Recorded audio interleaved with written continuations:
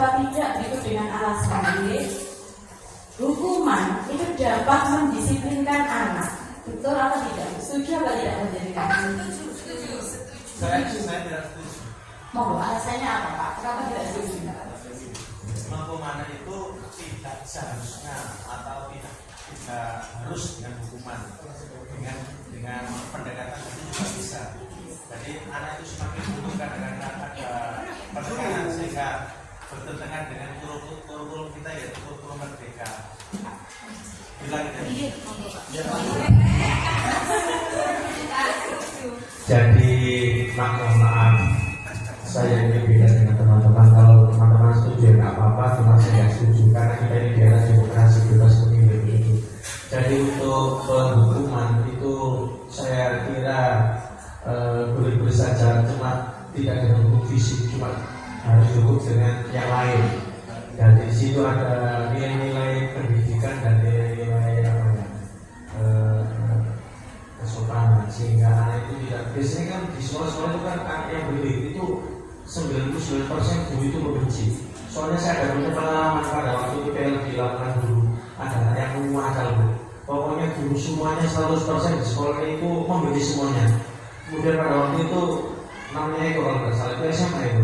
Kemudian pada waktu pembelajaran ada guru fisika konsultasi pada saat guru PKN, fisika. Kemudian saya tanya, kalau buku mana? Tak punya Pak. Itu loh tak pinjam pen dengan buku saja. Itu katanya kata dia udah itu tersentuh. Mama guru di sini tidak ada yang suka saya. Sehingga itu frustasi.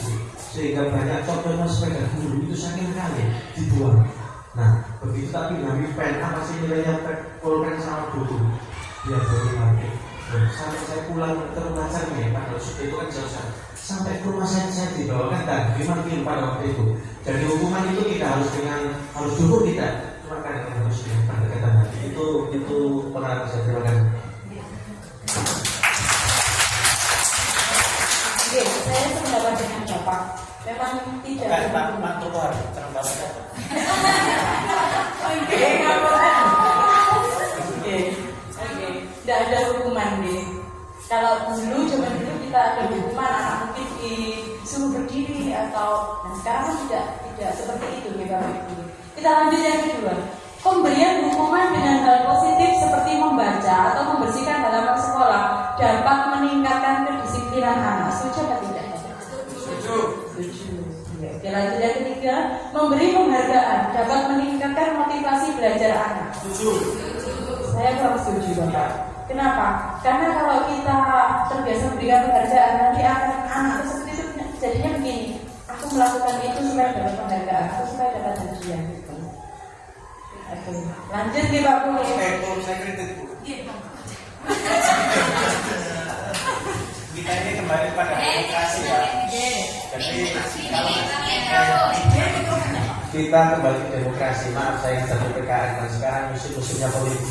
Jadi kita itu demokrasi. Ya ibu pendapat ini yang boleh saja, pendapat saja loh.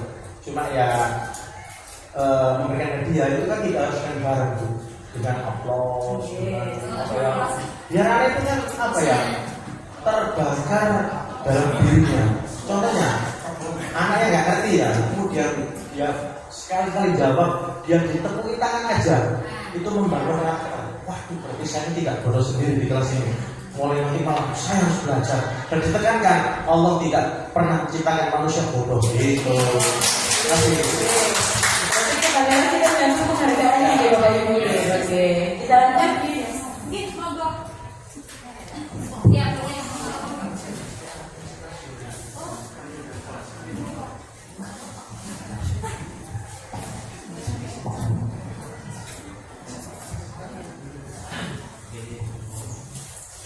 Iya, terima kasih. Mohon maaf Bu, mungkin bisa ke pertanyaan pembantu. Oh iya, pertanyaan pembantu. Ya, di sini maaf kalau misalnya harus kembali ke sini karena berdasarkan atas 3 poin itu hukuman dapat mendisiplinkan anak, kemudian memberi hukuman dengan hal positif seperti membaca, membersihkan dan sebagainya itu dapat meningkatkan kedisiplinan anak. Kemudian yang ketiga, memberi penghargaan dapat meningkatkan motivasi belajar anak. Di sini Bu, sebenarnya ini semuanya bisa dibilang saya secara pribadi setuju karena mengacu di teori Dyer-Gosen bahwa seseorang atau dalam hal ini adalah murid melakukan sesuatu hal itu didasarkan atas 3 motivasi. Yang pertama itu menghindari hukuman, kemudian yang kedua untuk mendapatkan penghargaan, dan yang ketiga adalah untuk menghargai diri sendiri yang mengacu kepada nilai-nilai kebajikan universal yang dianut dalam suatu masyarakat atau negaranya. Tapi ada tapinya. Kalau yang pertama itu bisa hukuman ini mampu mendisiplinkan anak, seperti kalau konteks di sini sholat berjamaah, duhur dan juga asar. Kadang-kadang ada yang ngantuk-ngantuk itu langsung bangun, ayo rek, gitu ya. Nah, tapi mungkin kita juga tidak tahu bahwa yang bersangkutan itu dengan sepenuh hati atau tidak, gitu ya. Karena kadang-kadang setelah itu ada pendataan bahwa siapa yang tidak sholat duhur tadi, yang tidak sholat asar tadi, lapangan, gitu. Jadi mungkin yang pertama ini bisa, cuma itu tadi.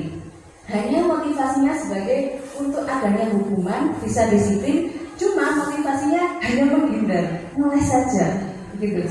Ya, kemudian ya betul motivasi eksternal. Kemudian yang kedua, ini juga demikian, membersihkan halaman sekolah dapat meningkatkan kedisiplinan juga bisa. Sama seperti yang pertama ada hukumannya, cuma bedanya yang ini ada positifnya.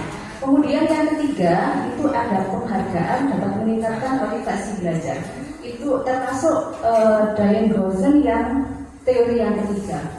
Jadi kalau menurut saya, nanti ya terserah semua kembali ke pribadi masing-masing. Semuanya bisa, cuma itu tadi tidak atas dasar ini adalah kemauan saya, tidak atas dasar motivasi yang berasal dari dalam diri, tidak atas dasar bahwa saya menganut nilai-nilai kebajikan universal, bahwa saya sebagai murid saya gini, saya harus mematuhi, semata-mata itu kembali kepada saya, kembali kepada sekolah saya dan sebagainya. Jadi tiga itu tadi sesuai dengan teori Dyer-Gosen bahwa seseorang melakukan sesuatu itu bisa didasari atas 3 motivasi.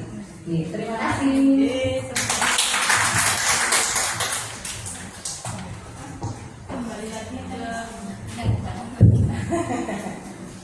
Terima kasih Bu Erlina untuk penjelasannya. Setuju atau tidak setuju kita memiliki pendapatnya kita masing-masing. Oke, Bu. Kita lanjut di berikutnya, disiplin positif dan nilai-nilai kebajikan universal. Seperti yang dibahas oleh Bu Erlina tadi tentang kebajikan universal ya. Apa sih itu disiplin positif? Apa sih Bu kira-kira? Nah, coba dilanjutkan Bu. Disiplin berasal dari bahasa Latin disiplina yang artinya belajar. Disiplin mengacu pada disiplin diri yang memiliki tanggung jawab terhadap apa yang dilakukannya berdasarkan nilai-nilai yang diyakini. Disiplin positif juga merupakan salah satu cara penerapan disiplin yang bertujuan untuk menumbuhkan kesadaran serta memberdayakan peserta didik tanpa ketidakseimbangan penghargaan atau reward, ancaman atau hukuman. Jadi sebagai pendidik, tujuan kita adalah menciptakan peserta didik yang memiliki disiplin diri sehingga mereka berperilaku mengacu pada nilai-nilai kebajikan universal dan memiliki motivasi intrinsik dalam perubahan perilaku ke arah yang lebih baik.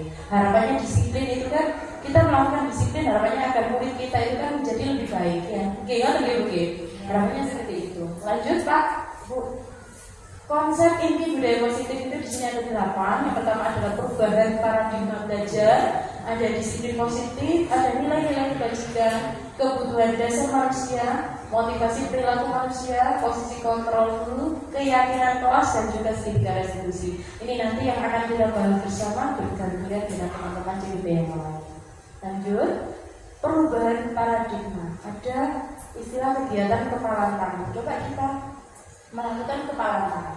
Kita anggap saja di tangan kita ini memegang tulisan atau harapan kita ke depan. Tetapi teman panjenengan mengharap atau meminta panjenengan itu untuk membuka kepala panjenengan. Sedangkan yang tahu kepala panjenengan isinya ini tadi apakah hanya kita yang tahu.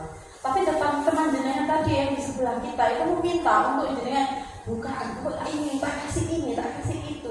Oh bukan, aku tuh pengen tahu. Kira-kira apa yang Anda lakukan? Apakah Anda membukanya untuk sekedar bisa buka biar aku dapat hadiah? Apakah seperti itu? Tidak ya, tetap kita pertahankan. Seperti itu juga kontrol diri kita. Kontrol diri kita itu ada pada diri kita sendiri. Jadi kita tidak bisa dikontrol oleh orang. Itu contoh dari perubahan paradigma ini. Lanjut, pembelajaran dengan paradigma baru sesuai dengan profil pelajar Pancasila, ya Bapak Ibu. Pembelajaran dengan paradigma baru merupakan pembelajaran yang dirancang berdasarkan prinsip pembelajaran berdiferensiasi, sehingga para peserta didik belajar sesuai kebutuhannya berdasarkan tahap perkembangan sesuai teori psikologi modern untuk mewujudkan profil pelajar Pancasila. Nah, ini ada miskonsepsi tentang teori kontrol. Ilusi guru mengontrol murid. Contohnya seperti apa nih Bapak Ibu kira-kira? Mengontrol murid. Kita sebagai guru kira-kira pernah nggak mengontrol murid? Kalau saya pribadi pernah. Itu tidak apa ya? Secara kita tidak sadar. Lalu kita melaksanakan itu. Apalagi di usia dini saya mengajarnya di TK, anak kelas B, aduh otomatis tingkahnya pun luar biasa. Jangan kok ona, fly. Itu sudah ada apa ya? Di luar kesadaran kita. Setelah itu kita sadar ya Allah, aku ternyata melakukan kesalahan. Padahal kan tidak boleh yang mengontrol. Pastinya jenengan juga seperti itu ya Bapak Ibu. Apalagi di SMP sudah ABG ngerti ya. Contohnya seperti apa kalau di SMP itu?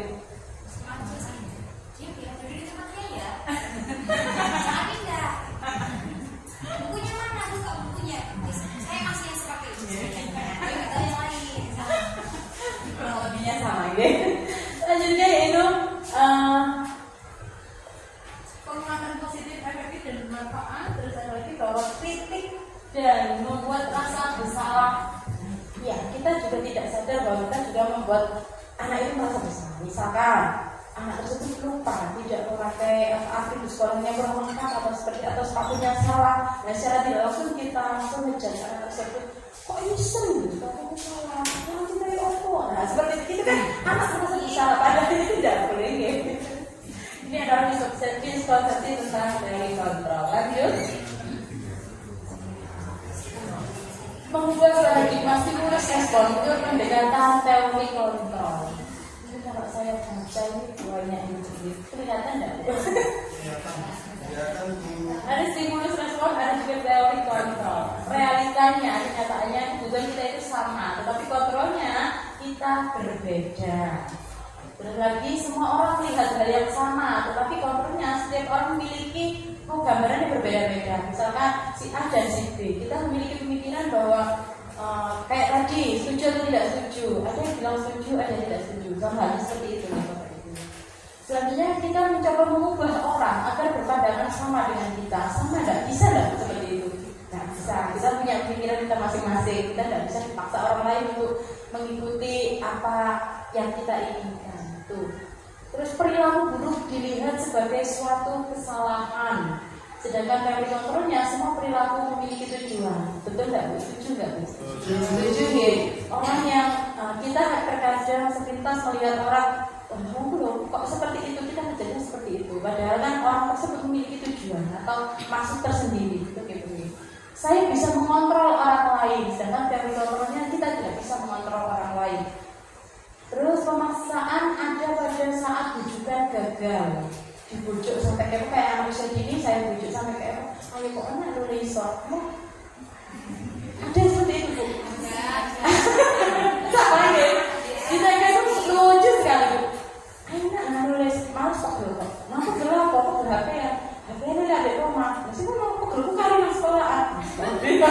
Gitu Bu. Nah kayak gitu deh, kayak gitu COP-nya keluar. Nah itu, kok kayak kok. Gurunya dikatain gitu, kok kayak kok males. Ya Allah, gimana itu kok ya? Oke, seperti itu. Terus ada mode berpikir menang atau kalah. Dengan teori kontrolnya mode berpikir menang-menang. Lanjut Bu. disiplin positif. Ini nanti dilanjutkan sama teman saya. Jadi sekian yang saya jabarkan tadi, barangkali ibu atau ibu ada yang bertanya, monggo. Monggo yang mau menyampaikan pendapat atau Berpendapat. sangat tanggapan. Masukkan. Karena Pak Mul ngomong gratis.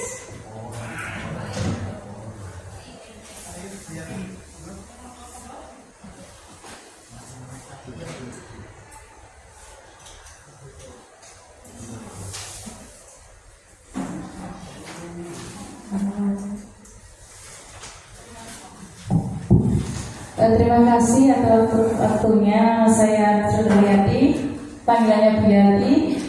Yang mau saya tanyakan, untuk menciptakan lingkungan positif yang ada di sekolah, itu kan strategi yang harus kita tinjau. Salah satunya penerapan kedisiplinan yang ada di sekolah kita. Nah, ini membahas salah saya sini ya Bu ya. Mungkin tata tertib yang ada di sekolah sini itu sudah baik. Terus peserta didik yang ada di sekolah kita jika melanggar tata tertib kan mendapatkan sanksi juga. Lah, mungkin saya minta pendapat untuk para CGP. Untuk hukuman itu kan sudah diberikan kepada siswa yang melanggar tata tertib.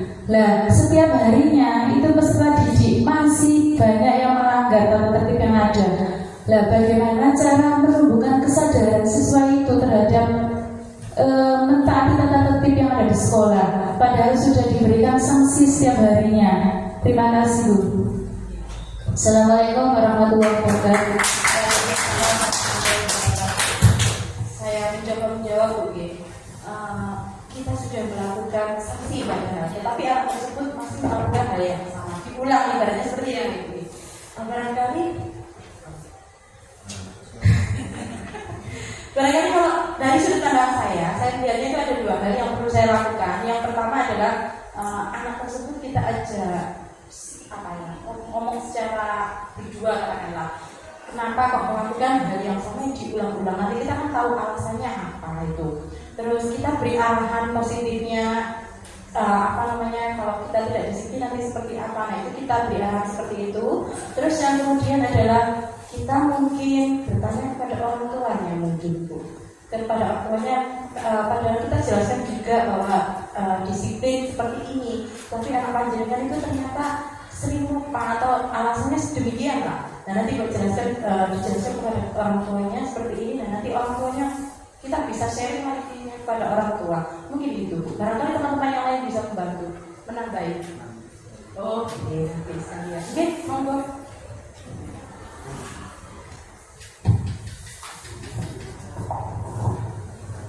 Ya, terima kasih. Perkenalkan, saya Bulala. Di sini tadi menanggapi pernyataan dari Ibu Yati dan tanggapan dari panjenengan. Kasus seperti itu memang sudah sering terjadi di kalangan manapun, itu pasti terjadi. Dan ini saya hanya mengambil salah satu contoh ya. Ketika awal tahun pembelajaran ini, saya dihadapkan dengan sebuah kelas yang baru, di mana anak ini memang terkenal, anaknya itu wow, keren sekali ya. Kelasnya juga terkenal seperti itu dari penuturan Bapak Ibu guru yang lain. Dan saya belum pernah mengajar di situ, tapi saya ditempatkan menjadi wali kelas di situ. Dan di awal-awal saya langsung mendapatkan sebuah berita bahwa Bulala ini anaknya yang bernama A itu memakai sepatu yang tidak sesuai dengan peraturan sekolah. Nah, akhirnya iya Bu, terima kasih atas informasinya. Ketika menanggapi hal itu, saya langsung menuju ke kelas, di mana anaknya waktu itu masih ada di dalam kelas, dan saya tanya, oh Mas A di mana ya? Kira-kira ada nggak di kelas ini? Ada Miss, ini Miss yang namanya Mas A. Nah, akhirnya Mas A bisa dipakai sepatunya aja nggak? Jangan pakai sandal deh, tolong ya, biar sama. Kita kan sama, saya juga pakai sepatu, Mas A juga pakai sepatu, biar kita ngobrolnya enak. Nah, dari situ saya bisa melihat, oh iya sepatunya ternyata berwarna yang berbeda. Nah, teman-temannya sudah melihat, Miss itu anak nakal, iya Miss itu anak nakal. Teman-temannya sudah sorak-sorak seperti itu. Tapi saya mengatakan gini, Mas A ini bukan anak nakal kalau menurut saya, tetapi dia ini anak yang banyak akal.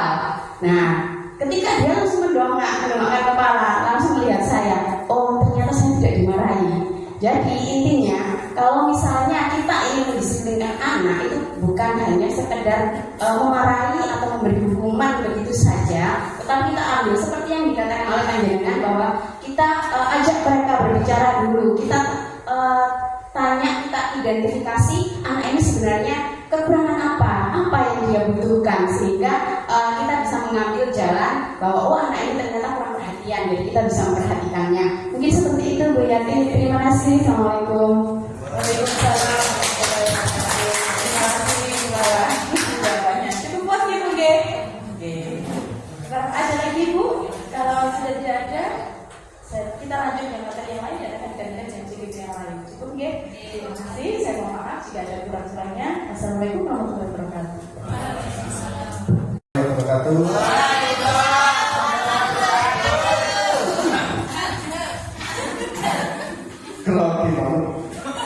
Oke, Bapak Ibu yang saya hormati, Lanjut aja. Oke, saya kebagian menjelaskan tentang disiplin positif. Nanti kita berbagi apa yang sudah kita laksanakan, apa yang sudah kita terapkan di kelas maupun di sekolah. Pertama, disiplin positif. Pengertian dari disiplin positif yaitu salah satu cara menerapkan disiplin yang bertujuan untuk menumbuhkan kesadaran serta memberdayakan peserta didik tanpa ketidakseimbangan penghargaan atau reward, ancaman atau hukuman. Nilai-nilai keagungan, yaitu nilai-nilai yang disepakati bersama, lepas dari suku, bangsa, agama, bahasa maupun latar belakangnya, menurut profil pelajar Pancasila yang beriman bertakwa pada Tuhan Yang Maha Esa dan berakhlak mulia, berkebinekaan global, gotong royong, mandiri, kreatif, dan bernalar kritis. Yang kedua adalah program pendidikan dasar, toleransi, rasa hormat, integritas, mandiri, menghargai, antusias, empati, keingintahuan, kreativitas, kerjasama, percaya diri, dan komitmen. Serta yang terakhir adalah keterampilan hidup, dapat dipercaya, meluruskan hati, pendengaran yang aktif, tidak memberi masukan pada orang lain, dan memberikan yang terbaik dari diri sendiri. Ini kebutuhan dasar manusia. Setiap manusia itu punya kebutuhan, ya. Kebutuhan dasar manusia adalah segala sesuatu yang kita lakukan untuk mendapatkan apa yang kita inginkan. Seluruh tindakan yang kami lakukan memiliki tujuan tertentu, dan semua usaha terbaik yang kami lakukan adalah dalam rangka agar kebutuhan dasar kami terpenuhi dengan baik, ya. Jadi saya sebagai manusia itu punya beberapa kebutuhan dasar, ya. Kebutuhan dasar ini bisa kita kelompokkan menjadi 5 kebutuhan dasar manusia. Yang pertama makan, ya. Pak Kohon tadi sudah kami beri makan sama minum, tempat, dan keamanan serta kesehatan. Jadi itu silakan dimakan karena ini kebutuhan dasar manusia. Saya itu nggak bisa berpikir logis kalau tidak ada logistik biasanya. Ya. Jadi kacangnya masih digoreng sama detik. Jadi monggo dimakan unjukan yang sudah kami persiapkan. Yang kedua adalah kasih sayang dan rasa diterima. Contoh, tadi pagi kami mengumpulkan panjenengan sedaya di ruang kepala sekolah. Itu bentuk kasih sayang kepala sekolah kepada kita, sehingga saya dan juga panjenengan menerima untuk mengikuti kegiatan ini. Jadi kebutuhan akan kasih sayang dan rasa diterima ini adalah wajib ada pada diri manusia. Yang kedua adalah penguasaan, ya. Ini berupa harga diri, keinginan untuk dianggap unggul, berprestasi, diakui dan didengarkan. Ya, jadi setiap manusia itu punya harga diri. Makanya tadi di pembahasan oleh Bu Ama tadi, ketika anak melakukan kesalahan jangan langsung dimarahi, apalagi dimarahi di depan temannya satu sekolahan. Jadi harga diri kita sebagai manusia akan hilang, ya. Iya, kalau bisa gitu ya. Ada fotonya lagi gitu ya. Nah, yang menimbulkan El Clasico baru di sekolah itu Pak Sih ya. Jadi tolong harga diri ini kita jaga dengan baik ya. Keinginan untuk dianggap. Jadi anak yang tadi dalam tanda kutip bandel, nakal dan sebagainya itu kepingin dianggap di kelasnya karena mungkin matematikanya kurang, bahasa Inggrisnya kurang, dianggap dengan cara dia membuat hal-hal yang nyeleneh dengan bawa sepatu yang berbeda tadi.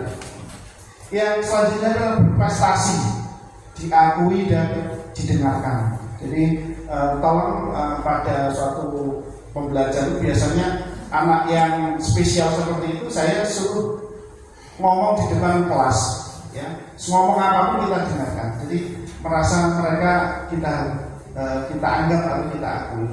Yang keempat adalah mandiri, memiliki pilihan, ya, mencoba hal baru, mampu mengendalikan arah dirinya. Nah ini kebebasan. Jadi tiap anak itu, apalagi kita itu punya rasa ingin bebas. Saya aja Pak Kohar itu kalau ngajar ingin bebas ngajar itu gimana caranya? Ya, artinya apa? Kita tidak terpaku hanya sekedar pada modul ajar atau pada RPD. Ya, kadang-kadang kita ingin saya ingin bebas, tetapi bebas yang bertanggung jawab. Bebas di mana anak-anak paham dengan apa yang kita sampaikan, paham tentang makna pembelajaran di dalam kelas. Kadang-kadang saya pun keluar dari modul atau RPP, tetapi tujuan pembelajarannya tetap tercapai. Yang terakhir adalah kesenangan, ya. Nah, bermain, humor, antusiasme, tertawa dan sebagainya perlu ada pada pembelajaran kita dalam kelas. Ya, Pak Kohar itu kalau ngajar di kelas saya lihat itu selain ceramah, dia juga tempat curhat bagi anak-anak. Sehingga materi PKN-nya tersampaikan, anaknya juga merasa bahagia di dalam kelas. Ada gambar wayang, ada memang PKN itu dongeng, ambil sama dengan sejarah. Ya, dongeng setelah itu mereka curhat, dongeng mereka itu ya ditampung oleh Pak Kohar. Sehingga Pak Kohar itu ditunggu-tunggu sama anak-anak, terutama anak 9I, karena wali kelas 9I. Iya, bapaknya sendiri. Karena Pak merasa senang, ada humor, ada antusiasme, ada tertawa. Jadi saya harapkan saya sendiri terutama, ya, ketika ngajar itu suasananya harus bahagia, senang, sehingga kita dinanti-nanti oleh siswa. Selanjutnya motivasi perilaku manusia untuk menghindari ketidaknyamanan atau hukuman. Maka motivasi secara ekstrinsik adalah untuk mendapatkan ketidakseimbangan atau penghargaan dari orang lain. Contoh kasus yang dari Bu Ana tadi, ya. Jadi ini motivasi ekstrinsiknya, ya. Pengen mendapatkan penghargaan dari orang lain, ya. Jadi ada siswa yang berangkat lebih pagi biar dapat sanjungan dari guru piket. Nah, itu adalah motivasi secara ekstrinsik. Untuk menjadi orang yang mereka inginkan dan harga diri mereka sendiri dengan nilai yang mereka yakini, ini adalah motivasi intrinsik. Motivasi inilah yang akan kita terapkan pada siswa sehingga mereka secara kesadaran secara diri sendiri mereka melakukan disiplin positif. Hukuman, ya. Nah, ini hukuman tidak terencana, sifatnya tidak terencana. Murid tidak tahu apa yang akan terjadi. Ini berupa hukuman fisik atau psikis. Jadi kalau kita hukum, saya yakin Bapak Ibu guru ketika hukum itu tanpa ada rencana langsung, ayo pusat, ya, ayo lari, gitu. Iya, kenapa tidak terencana? Coba kalau terencana, ya, Bu Andin punya rencana nanti kalau si Ciko ini membawa sepatu yang putih, ya, saya hukum ngepel masjid, ya. Tetapi Ciko tidak melakukan kesalahan karena iya sepatunya sesuai. Jadi memang tidak terencana. Nah, hukuman, ya. Nah, kadang-kadang ini secara fisik gitu ya, kadang kita morwan tangan gitu ya, jadi ini yang hukuman ya, secara fisik itu yang harus kita hindari ya. Nah, murid tidak tahu apa yang akan terjadi, iya, kadang-kadang marah, kadang-kadang pukul, jerit dan sebagainya. Nah, konsekuensinya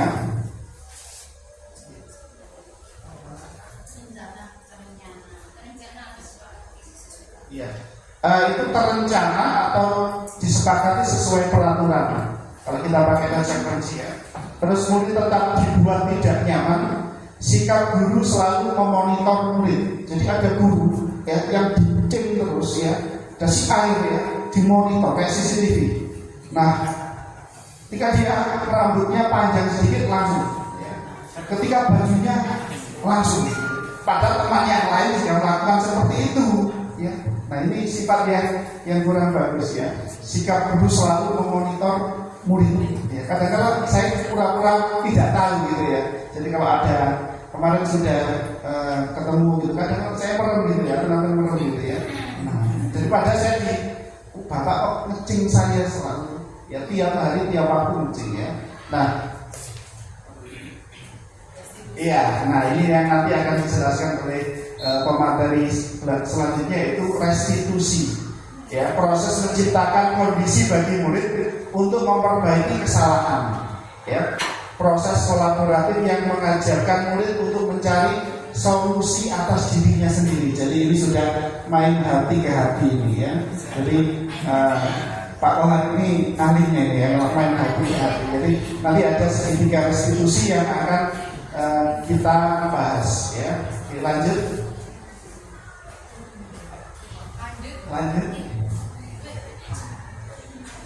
Nah ini ya. Nah ini 5 posisi kontrol kita sebagai guru ya. Yang pertama sebagai penghukum ya, memberi hukuman. Yang kedua pemantau CCTV tadi ya. Terus manajer, teman, pembuat rasa bersalah. Kira-kira kita termasuk yang mana ya? Nah, manajer ya. Oke. Iya. Jadi posisi yang sudah kami jelaskan tadi, ada posisi penghukum yang langsung Bapak Ibu guru langsung memberikan hukuman ketika murid melakukan tidak disiplin. Terus pemantau ya, jadi ini CCTV-nya sekolah ini ya. Terus membuat rasa bersalah. Jadi ketika ada siswa yang tadi tidak membawa sepatu sesuai dengan kesepakatan ya, dia membuat rasa bersalah. Atau sebagai teman, kita dudukkan, kita ngajak ngobrol di kantin ya, setelah itu kita ajak makan ya, kita ajak ngomong ya dari hati ke hati gitu ya. Atau sebagai manajer ya, ini nanti akan dijelaskan lebih detail oleh Pak Mutrofin ya, kepada beliau. Ini ahlinya ini Pak Bu ya. Ini orang Jawa Tulen ya, dilahirkan dari Gunung Kelut ya, dari Kediri ya, ya. Ya, setelah ini Pak Mutrofin akan menjelaskan tentang 5 posisi kontrol guru. Terima kasih. Saya akhiri. Assalamualaikum warahmatullahi wabarakatuh.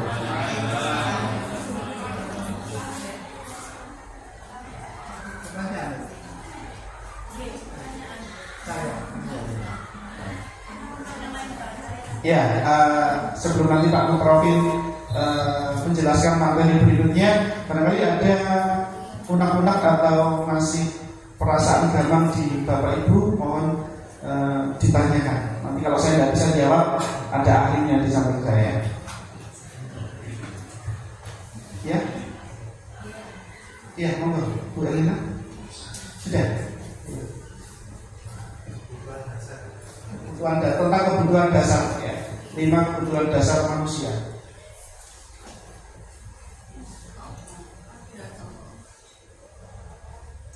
Ya, belakang.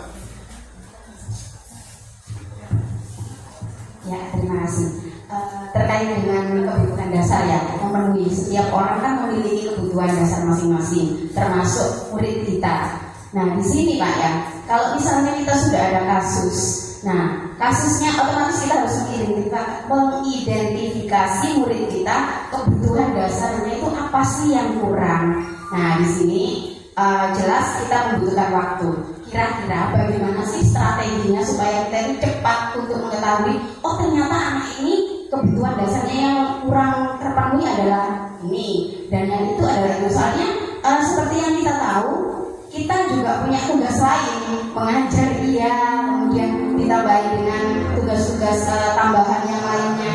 Kemudian ada juga yang dinyatakan tadi itu untuk melihat kebutuhan dasar murid-murid kita. Jelas kita membutuhkan waktu yang sangat lama. Nah, strateginya di sini itu gimana? Terima kasih. Mohon izin Bu Ana, sebelumnya tentang kebutuhan dasar manusia. Nah, ya, jadi pengalaman saya ketika saya di kelas, terus ada siswa yang berulah negatif, ya. Nah, sebenarnya guru itu tahu, ya, ketika anak itu berulah tidak normal dari temannya itu sebenarnya bahwa guru sudah tahu. Jadi biasanya anak yang kurang kasih sayang atau kurang perhatian. Contoh, saya dengan Bu Aulia itu ada satu anak yang kebutuhan dasar kasih sayangnya itu kurang, sehingga di sekolah tiap pembelajaran itu pasti berulang, entah gaya jalan, entah gaya berpakaian. Jadi langsung seketika itu saya panggil si anak itu. Nah, dengan ya tetap ya tidak di depan anak-anak, ya saya panggil. Nah, bahkan ini sangat pribadi sekali, saya bawa ke BK, ya. Di sela-sela pembelajaran saya bawa ke BK biar cepat selesai. Kenapa? Nanti kalau anak ini tidak terobati, maka perilaku-perilaku negatif itu nanti cepat muncul. Contoh, hari ini dia memukul, istilahnya memukul teman dekat si Bagas, ya. Besok ya setelah kita beri perjalanan seperti itu, besok teman yang lain Jafif itu ya sampai tidak mau sekolah, ya. Itu saksinya Bu Aulia. Itu tiap hari kami rehat di ruang BK. Bahkan ada temannya yang lagi yang malamnya itu telepon saya, orang tuanya, anaknya tidak mau sekolah gara-gara ulah si anak ini. Nah, akhirnya ya memang kita sebagai guru itu 24 jam harus siap, ya. Nah, dengan kondisi latar belakang yang ayah sama ibunya bisa, gitu ya, kami tetap hubungi ayahnya, kami tetap hubungi ibunya, sehingga masalah ini alhamdulillah secara perlahan, ya, dan BK-nya cekatan Pak, ya, kami kolaborasi sama BK sehingga belum sampai ke ranah kepala sekolah. Jadi wali kelas sama BK alhamdulillah sudah bisa mengobati istilahnya anak tersebut, sehingga anak tersebut sudah kembali normal dan bisa diterima di kelasnya. Jadi langsung jangan kita mudah. Jadi Bapak Ibu guru karena sudah punya pengalaman banyak, anak berbuat A itu sebenarnya sudah maksud anak ini seperti ini. Apalagi Pak Kohar itu yang punya indera keenam gitu ya, di sarang batu itu sudah tahu masalahnya apa, gitu ya. Jadi biar cepat langsung anak ini kita tindak, kita kolaborasi dengan BK kan punya ilmu tentang psikologi, sehingga masalah ini cepat terurai dan terselesaikan. Itu. Jadi tetap ada kolaborasi. Barangkali ada pertanyaan lain dari Bapak Ibu? Kalau tambahan jawaban itu? Ya monggo. Nah, ini ahlinya, ini keenam beliau itu betul ya. Saya ini bukan cuma karena ngajarnya lama, jadi saya itu punya berbagai macam peristiwa, ya. Terima kasih. Ini pengalaman Bapak Ibu. Saya itu pada waktu ngajar di Bulu itu ada anak pindahan dari Kandangan. Nakalnya pokoknya bukan main Pak. Sampai terakhir itu telinganya temannya disabus Pak. Saking nakalnya. Nah kemudian pada waktu itu dari kepala sekolah saya panggil langsung kantor, sekolah mau enak, sekolah ganti dan sebagainya, sehingga kita melihat masalah itu bukan apa ya, bukan hanya personal anaknya saja Pak. Kalau bisa itu kita approach ke keluarga. Saya tanya pada waktu Abi, namanya Adi. Bagaimana ayahmu kalau di rumah? Apa pemarah atau enggak? Kan Bapak haji ya. Apa saya itu Pak? Kalau saya salah, langsung dilempar seadanya benda di situ. Bahkan dia pernah dihantam cowek Pak. Ya, jadi Bapak itu istilahnya keras. Sehingga Pak hasilnya anaknya juga seperti itu. Nah, akhirnya apa ya? Kesimpulan dari masalah tadi saya tahu, oh berarti Adi ini kalau di rumah juga dimarahi, juga dilempar-lempar. Akhirnya anaknya di sekolah juga nakal seperti itu. Udah saya dekati terus saya tanya-tanya. Akhirnya anak yang nakal seperti itu Pak, tuh dengan saya Pak, mungkin tingkatannya itu MP ya. Tuh dengan saya bahasa Jawanya kuras disabar itu Pak, direwani dari dulu iwan-iwan. Daun-daun direwani. Bi, kalau bilang pokoknya guru kalau sih toh paling gak sampean. Kabeh guru kabeh guru Pak benci aku kabeh cerita kayak apa sama dan di keluarganya juga begitu. Sehingga sampai sekarang dia kuliah di Malang itu guru yang paling dikesan tuh saya. Pokoknya guru kono sing guru gak tak omong. Ngono. Itu peristiwa satu. Peristiwa dua, ada murid saya yang gila pada waktu masuk di situ di Jawa Tengah. Itu murid saya itu namanya Lokolis. Itu anaknya stres Pak. Ditanya oleh orang Jawa Tengah sana, kan roto ini roto Kak. Guru sama nanti cerme pada Lusman itu Pak. Guru sopo, gila dulu. Guru sedikit Abdul Qomar.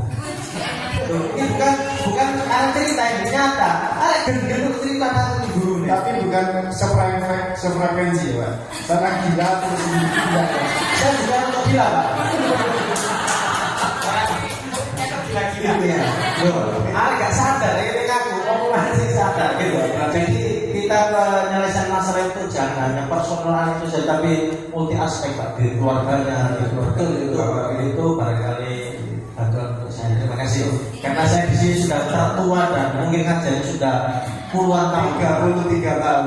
Jadi Pak Ipin itu guru, kakak tua, kawan dulu ya. Terima kasih. Terima kasih Bapak ya, sangat inspiratif sekali ya. Jadi saya doakan tidak sefrekuensi yang bicara.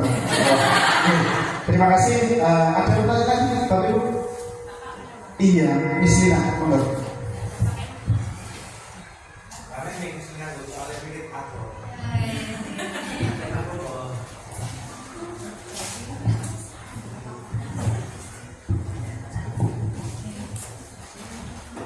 Ya, terima kasih. Untuk menambahkan saja bahwasannya pendidikan itu menjadi tanggung jawab 3 elemen. Jadi bukan hanya menjadi tanggung jawab sekolah, melainkan trisentra pendidikan itu dalam hal ini, dalam hal mendidik anak, sama halnya dengan kita membangun sebuah peradaban dunia. Karena kita juga bukan hanya menjadi masyarakat lokal, tapi kita juga menjadi bagian dari masyarakat dunia. Oleh karena itu, trisentra pendidikan ini harus dioptimalkan, yaitu sekolah, keluarga, dan masyarakat. Jadi semuanya ini harus saling bekerja sama. Dalam hal ini bahasa sekarangnya adalah kolaborasi. Jadi kalau misalnya meningkatkan itu secara sistematis, maka kita semuanya wajib melakukan kolaborasi dengan 3 elemen ini tadi. Nah, kalau untuk murid tadi yang sudah disampaikan oleh teman-teman semuanya, dan satu hal yang mungkin saya simpulkan tadi, yaitu sentuhlah dia tepat di hatinya, gitu ya. Akan dulu. Jadi 5 kebutuhan dasar dari teori Abraham Maslow ini semua orang butuh ini. Tapi ada sisi-sisi prosentase, karena memang latar belakang setiap murid itu berbeda-beda. Pasti ada prosentase yang berbeda. Karena sesuai dengan background seseorang itu nanti akan menentukan misalnya fisiologis atau bertahan hidup itu berapa persen, sampai dengan keamanan itu yang dibutuhkan itu berapa persen.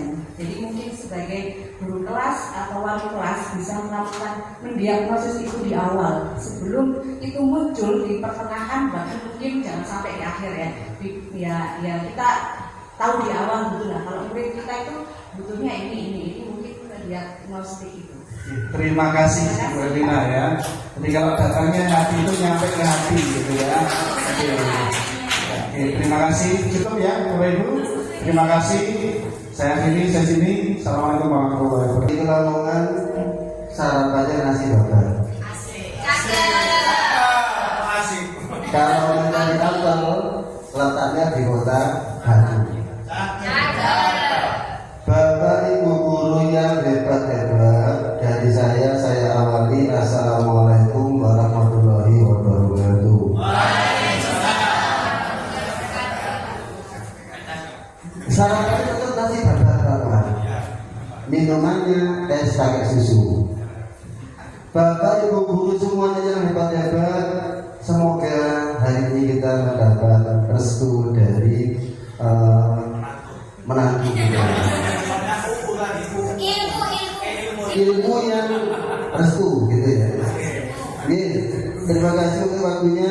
Saya Pak Ahmad Mutrofik dari UPT SD Negeri 225. Mungkin saya yang berada di tengah, Bu Ana dari jenjang TK, Pak Ibil dan Bu Fitri dari jenjang SMP. Saya ada di tengah, yang atas kekerasan, yang bawah juga kasih sayang penuh, yang tengah tak uletnya benar-benar gitu. Materi yang saya sampaikan adalah keyakinan kelas. Ada mengapa keyakinan kelas dan bukan peraturan kelas.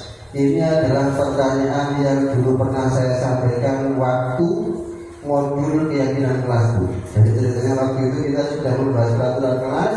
Saya sudah enjoy banget, sudah menikmati itu. Saya terapkan di kelas saya.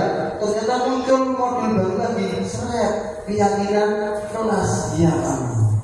Ketika waktu ruang kolaborasi Bapak Ibu ya, ke fasilnya saya langsung tanya, Pak, ini pribun. Saya sudah enjoy di peraturan kelas, kok sekarang dikasih lagi keyakinan kelas. Aku ya ini gitu. Akhirnya di situ ada materi tambahan yang ternyata memang yang terbaik untuk pendisiplinan adalah keyakinan kelas. Keyakinan kelas itu berawal dari posisi kontrol sebagai guru. Posisi kontrol sebagai guru tadi yang disampaikan di materi awal, ada sebagai penghukum, ada yang sebagai pembuat merasa bersalah, dan sebagai manajer. Ini nanti hubungannya ke situ. Kenapa kita memakai keyakinan kelas? Karena sesuai dengan 5 posisi kontrol pada guru. Posisi penghukum Bapak Ibu, mohon ngapunten, mohon maaf tanpa memojokkan salah satu individu yang ada. Ini yang biasanya kita lakukan. Salah hukum, yes. Kenapa dihukum Pak? Kalau tidak begini Pak, disiplinnya sulit. Ngoten nggih. Akhirnya saya kenal Pak Kohar karo Bu. Semua Pak Kohar. Ya. Itu posisi kita selama ini. Saya juga merasa seperti itu. Mohon maaf, saya ingin berbagi. Saya mengajar sudah 15-16 tahunan mungkin, mulai 2007 ya. Jadi mulai dulu saya tampil sebagai pengajar penghukum murni. Enggak blek. Ternyata posisi di situ masih kurang etis Bapak Ibu. Kita dinaikkan lagi yang lebih baik, posisi merasa bersalah. Ini kelihatannya bagus. Jadi ketika ada anak anak tidak disiplin, ada anak yang kurang patuh terhadap peraturan, kita ungkapannya simpel. Mosok gak masalah. Bolak-balik apa? Tiap kali pelanggaran kamu, tiap kali melanggar kamu, masa tidak kasihan sama Pak? Kelihatannya bagus Pak. Tapi di balik kalimat itu kita akan menanamkan kejiwaan itu bahwa dia adalah generasi yang salah. Dia yang membuat masalah. Itu sudah lebih baik dari hukum, cuma masih kurang sedikit bagus. Yang ketiga, ini posisi teman. Yang posisi teman ini saya amati, kalau salah nanti dibetulkan ya. Posisi teman ini banyak terjadi pada rekan-rekan Bapak Ibu guru di jenjang menengah dan jenjang atas. Itu teman sekali. CSI. Jadi Pak Watok boleh DDI wali kelasnya ditunggu Pak Ibu ya, karena idolanya memang Pak Umar. Posisi teman ini Bapak Ibu, kita sudah tidak ada gap dengan murid. Dan kalau kita amati di media dan lain-lain, kira-kira yang berkembang saat ini adalah guru dan murid sebagai teman.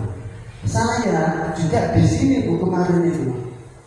Saya dan murid saya harus nyangka. Kamu tahu aturannya gimana dan selanjutnya. Saya tidak pernah berbuat aneh-aneh kepada murid-murid saya, menganggap mereka teman-teman saya. Itu posisi teman Bapak Ibu.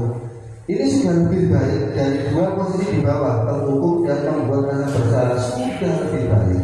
Tetapi ini nanti keluar masalah jika jenengan absen. Umpama kelasnya Pak siapa itu Pak? Pak Singgi ini sudah plek, sudah join dengan murid-muridnya. Beliau absen, tidak masuk, diganti guru yang lain. Anak-anak tidak kenal. Wah, ini guru siapa, saya tidak kenal. Akhirnya bakat-bakat alami mereka tampil, pemberontak, kericuan dan istilah saya huru-hara ya. Iya, jadi itu kelemahannya di posisi teman Bapak Ibu. Sudah baik, cuma ketika dia absen masih kita kewalahan. Kemudian posisi terbaik lagi keempat adalah pemantau.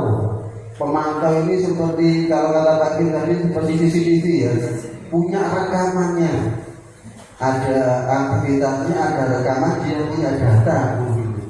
Ada anak melakukan kegiatan ini, oh ternyata kamu itu datangnya terlambat, sudah berapa kali. Hubungannya pemantau ini nanti Bapak Ibu dengan tadi itu yang tidak salah dengan konsekuensi.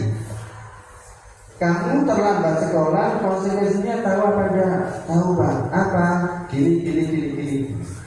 Ini nanti hubungannya ke konsekuensi atau di peraturan kelas yang sudah disepakati bersama. Itu untuk posisi pemantau. Itu sudah sangat-sangat bagus untuk daerah kita. Lebih jujur saya sampaikan, pemantau ini sudah sangat-sangat bagus kalau bisa dipraktekkan. Dan yang terakhir, ini yang sering dilantunkan di berbagai pelatihan dan lain-lain, guru-guru Indonesia harus jadi manajernya. Enak ngomong, tapi kalau prakteknya di brotal gratis. Saya juga sama seperti itu. Manajer itu bagaimana sih Pak? Manajer itu seperti apa? Kalau pendapat saya ini Bapak-bapak sekalian, seorang manajer itu adalah orang yang memberikan tupoksi kepada anak buahnya. Kemudian sang manajer duduk dengan tenang di kursinya. Ketika ini dipakai di kelas, masalahnya cuma satu. Anak-anak rame, ribut, gaduh.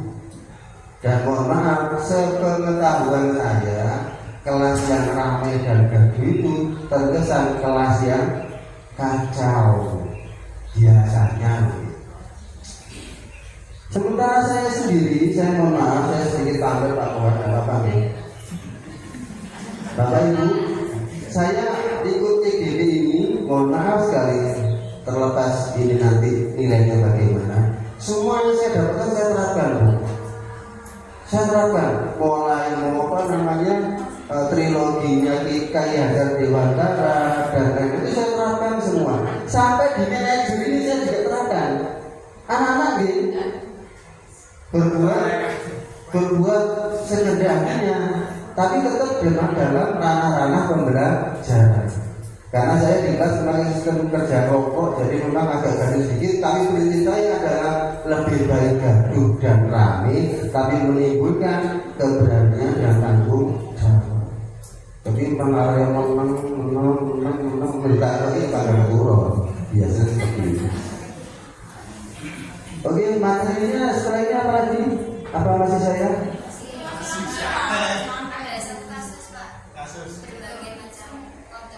Ada satu kasus.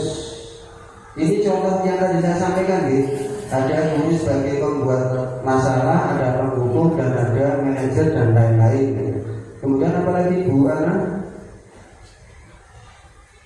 Ini contoh-contoh kasus yang pernah ada.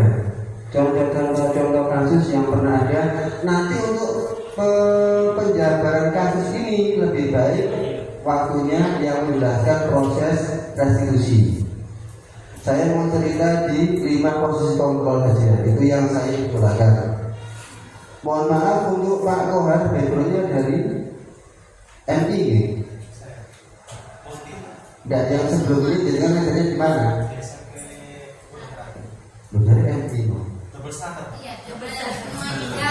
Yang lebih lama di mana? Lebih lama. Iya, Sama-sama lama.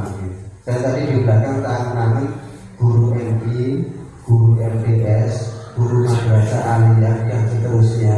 Kalau kita namanya kita amati itu murid ke beliau-beliau itu beda dengan kita. Saya juga tidak tahu sebabnya apa. Mungkin sosok kiainya Pak Buhari. Mungkin ya. Sosok kiai. Jadi begini Bapak Ibu yang dari Bapak Ibu guru SRE dan Bapak Ibu guru yang ada dari UPTSI, harapan kami semua setelah diseminasi ini Bapak Ibu guru dapat mempraktekkan budaya positif, disiplin positif ini di kelasnya masing-masing. Tidak usah banyak-banyak, titian. Satu aja yang kita pegang untuk budaya positif itu adalah siswa itu adalah benih unggul dari Tuhan Yang Maha Kuasa. Bapak Ibu guru tidak ada hak, tidak ada kewajiban, tidak ada kekuatan untuk membuat anak itu menjadi apapun. Ini kadang-kadang sih masih kita pegang. Matematika nggak bisa, saya mampu 250. Ya usah, tinggalkan aja. Yang memang dia batasnya segitu. Masih berapa menit itu waktu saya? Ya. Sampai di sini mungkin ada yang mau bertanya atau menanggapi tentang 5 posisi kontrol sebagai guru. Jenengan, monggo Pak Kohar lagi ya.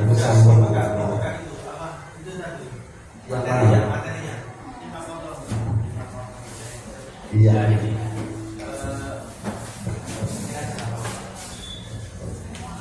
Mohon maaf, tadi menerangkan 1 sampai 5. Cuma pertanyaan saya itu yang saya tanyakan itu dari 5 itu yang terbaik itu yang mana? Oke, terima kasih. Terima kasih Pak Kohar, terima kasih pertanyaannya. Mungkin Bapak Ibu guru ada yang bisa membantu saya menjawab dari paparan saya tadi. Menurut jenengan, kira-kira 5 posisi itu yang terbaik yang sebelah mana? Semuanya baik. Iya. Punya modal pembelajarannya masing-masing sama cara pendekatannya masing-masing. Jadi yang tahu gimana harus menjadi orang yang positif ya guru dan siswa menurut saya.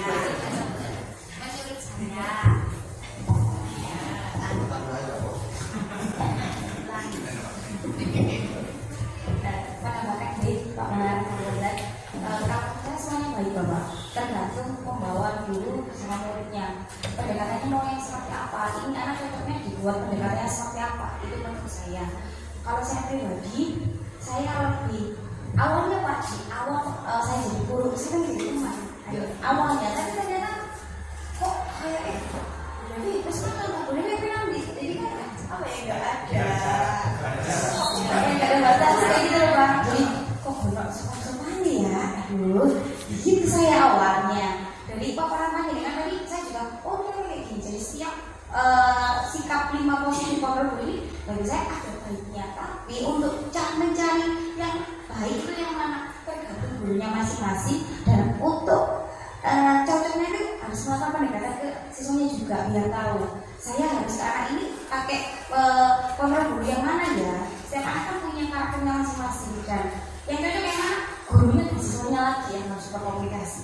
Itu sih Pak. Terima kasih. Itu sih Pak. Terima kasih Bu Linda. Ibu-ibu yang belakang mungkin mau nambahkan. Ayo, masa nggak ada pengalaman? Ini ibunya, ini Bu Kumaira kalau nggak salah. Bu Aulia. Ya. Saya mau menambahkan dari Bu Devi. Saya juga sama pernah memposisikan sebagai teman ketika mengajar di kelas. Karena apa ya? Kebetulan saya kan backgroundnya BK, tapi dikasih tugas tambahan ngajar bahasa Indonesia. Saya bingung dalam arti saya nggak menguasai materinya. Terus ya gimana lagi ya? Jadi saya ketika mengajar itu kesepakatan dengan anak-anak bahwasanya kita belajar bareng ya nak. Kita belajar bareng karena saya juga bukan background bahasa Indonesia, terus anak-anak juga ya dekat dengan saya anggapnya teman. Tapi di situ terkadang memang kadang itu kalau ketemu ya kayak gitu ya. Wow, halo, saya kadang gitu Pak. Iya benar. Sampai kadang dipanggil saya. Pernah juga. Tapi ketika saya dipanggil seperti itu, saya tidak menoleh. Dalam arti tidak menanggapi dia. Bahwasanya saya bukan sayangmu, gitu loh. Saya lurus saja. Terus ketika ada anak yang Bu sana ya sudah makan tak. Gitu. Akhirnya di situ tuh saya tegas gitu. Ketika di kelas juga gitu, ada anak itu ini kasus yang baru saja terjadi. Ketika saya masuk, enak-enak dia main HP Pak, main HP ada saya itu. Padahal di situ saya tidak menginformasikan untuk membawa HP gitu loh. Terus teman-temannya apa ada bapak ibu guru yang menginstruksikan bawa HP? Tidak ada Bu. Ya udah bawa sini HP-nya. Niat saya ketika selesai pelajaran saya mau saya kembalikan. Lah kok saya dipisui Pak? Saya balik pada maaf ya. Terus saya gini, siapa yang besok? Gitu. Gak ada yang jawab. Siapa yang saya gitu, langsung diam semua. Jadi di situ kita juga bisa jadi teman dan juga bisa tegas dengan mereka. Ketika pelajaran saya juga ramai, sangat ramai. Kita kan mesti tadi kan mengontrol anak. Ayo diam, ayo di situ, gitu kan. Tapi kadang anak itu tidak bisa terkontrol. Silakan keluar. Gitu. Maksudnya ya ada sisi lain kita sebagai teman dan ada sisi lain kita juga harus tegas dengan mereka. Ketika mereka menjelaskan kepada saya, Bu aku tadi saya harus saya. Terus kalau dia pakai bahasa hukum dan kita itu juga mengikuti bahasanya dan sudah menyampaikan. Tapi kadang itu juga ya ada baiknya juga kita ngomong bahasa Indonesia yang baik gitu. Kalau untuk yang lain-lainnya itu ya enggak sebagai teman, tapi juga harus tegas kepada mereka. Oke, terima kasih ibu-ibu semuanya. Tepuk tangan untuk kita. Sedikit saya ulas komentar dari Pak Kohar yang terbaik yang mana. Ini mungkin ada contoh kasus yang untuk manajer Bu, manajer. Ya, ini contoh kasus untuk manajer. Posisinya yang penting di sini Bu. Ini yang kita garis bawahi. Bedanya dari keempat posisi tadi. Kalimat ini, kira-kira bagaimana kamu memperbaiki kesalahanmu? Itu poinnya di situ, intinya di situ. 5 posisi kontrol tadi, mulai penghukum sampai penghukum sampai pemantau. Itu yang ditimbulkan adalah anak merasa bersalah. Itu yang kita hindari. Loh Pak, itu kenapa kok tidak boleh seperti itu? Kita tidak akan menemukan akibatnya sekarang. Tapi nanti 20-30 tahun yang akan datang, itu akan jadi hal yang kurang baik. Perlu diingat Bapak Ibu, mohon maaf sekali, kita ini memproduksi manusia. Kursi rusak diatur menjadi dan lain-lain. Tapi kalau manusia tidak bisa diatur. Dan jujur, golongan Pak Kohar, saya mungkin ya. Ini sudah jelas ini Pak? Ngapunten. 4 atau 5? 3? 57. Iya, sudah 57. Tidak ya? Maksudnya kalau kita yang pernah mengejar pendidikan era Orde Baru mungkin potretnya seperti kita gitu loh. Disiplinnya ada dan lain-lain. Karena mungkin dulu pendidikannya juga berbeda dengan sekarang. Jadi Bapak Ibu, perbedaan mendasar dari 5 sekolah tadi adalah jiwa anaknya.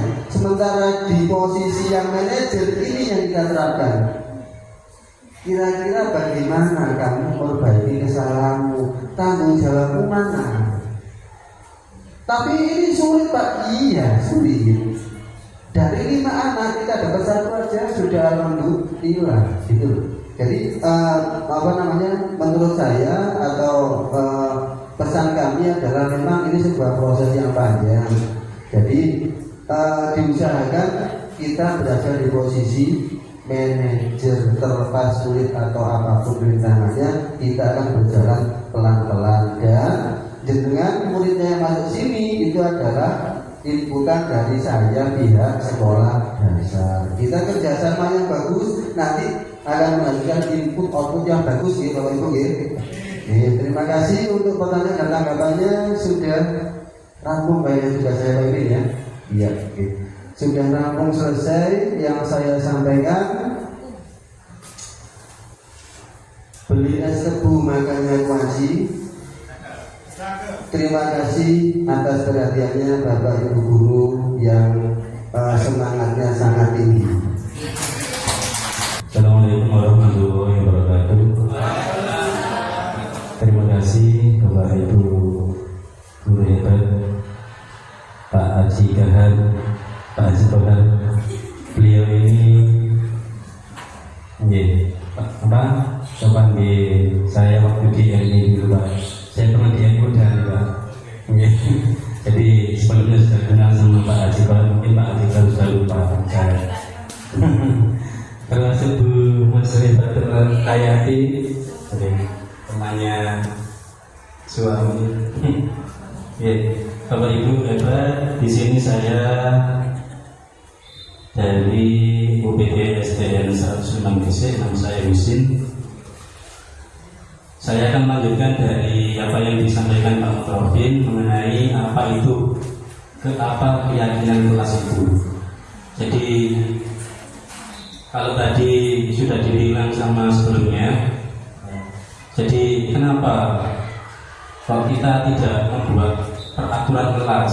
Kata tadi sama Pak Mutrofin kan sudah enjoy dengan peraturan, terus ada lagi keyakinan.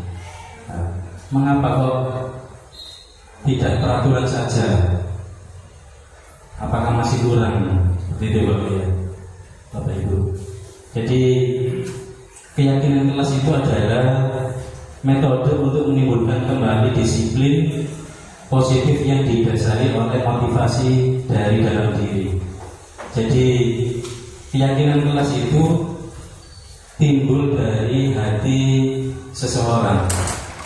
Jadi tadi sudah dibilang sama Bapak Ibu sebelumnya, dari hati ke hati. Jadi kalau peraturan kelas itu mungkin kita buat tanpa melibatkan siswa seperti itu ya. Jadi kita sebagai Bapak Ibu guru membuat peraturan kelas yang harus ditaati oleh siswa, diterapkan di sekolah tersebut misalnya. Tapi kalau keyakinan kelas, ini bisa kita buat bersama-sama. Kita buat bersama antara guru dengan murid untuk membuat suatu keyakinan yang bisa diterapkan dalam kelas kita tempat mengajar. Seperti tadi Pak Haji Abdul Kohar, semua siswa siswinya karena sudah yakin Pak Kohar itu adalah guru yang baik, jadi selalu ditunggu oleh siswa siswinya. Sebagai tempat teman, sebagai tempat curhat dan lain sebagainya. Nah kalau murid sudah yakin, nah, itu Bapak Ibu ya, kalau siswa kita sudah yakin dengan yang kita buat bersama, maka itu akan timbul dari dalam dirinya sendiri tanpa ada paksaan ya. Seperti kita buat keyakinan, misalnya apa yang harus kita yakinkan di dalam kelas, apa kira-kira Bapak Ibu? Nah, misalnya kita selalu berbuat jujur gitu ya, nah, fokus, menghormati guru ketika Bapak Ibu guru menjelaskan atau memberikan pembelajaran ya. Jadi keyakinan kelas yang kita buat itu tidak usah panjang-panjang, yang mudah diingat oleh siswa-siswi kita. Nah, kalau sudah diingat, maka anak-anak itu akan sadar dengan sendirinya, nah, tanpa ada misalnya takut dengan peraturan-peraturan yang dibuat oleh Bapak Ibu guru. Bertanggung jawab. Ya mungkin begitu ya Bapak Ibu. Mohon maaf ya, saya juga masih belajar, jadi mohon nanti masukan dan sarannya sangat saya tunggu-tunggu. Jadi ini pembentukan keyakinan kelas. Yang pertama bersifat abstrak ya. Yang kedua berupa pernyataan universal. Yang ketiga dibuat dalam pernyataan positif. Nah, ini jadi kita buat dalam kondisi yang positif ya, yang baik-baik saja. Jangan sampai membuatnya dalam, misalnya ada siswa yang ketakutan dengan kita selaku pengajar. Yang keempat sedikit saja agar mudah diingat. Nah, itu tadi ya. Jadi kita buat keyakinan yang tidak usah panjang-panjang, yang sedikit saja supaya mudah diingat oleh siswa-siswi kita. Selanjutnya sesuai dengan kondisi kelas dan sekolah sehingga mudah diterapkan. Ini juga penting. Nah, kita membuat keyakinan tapi tidak sesuai dengan kondisi kita. Nah, bagaimana kita menerapkannya? Ya, harus disesuaikan dengan situasi dan kondisi yang ada di sekolah masing-masing. Selanjutnya semua warga sekolah atau warga kelas dilibatkan saat membuat keyakinan kelas. Jadi kita libatkan semua dalam membuat suatu keyakinan kelas. Tidak kita sendiri yang membuat. Ya, mentang-mentang kita sebagai pengajar yang mungkin harus kata saya sebagai guru, tidak ya. Jadi kita libatkan semua, baik murid laki-laki atau perempuan, kita tampung semua. Kalau sudah sepakat, keyakinan kita buat, bisa kita tulis nanti apa saja keyakinan yang sudah kita buat. Kita tidak usah banyak-banyak, tidak usah panjang-panjang.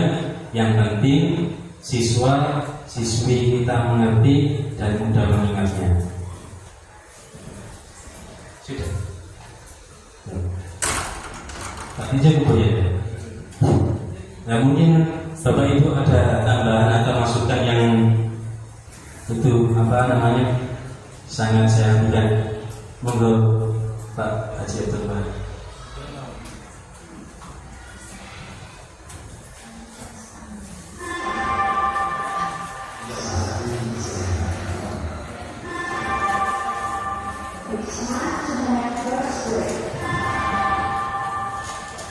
Ya, terima kasih.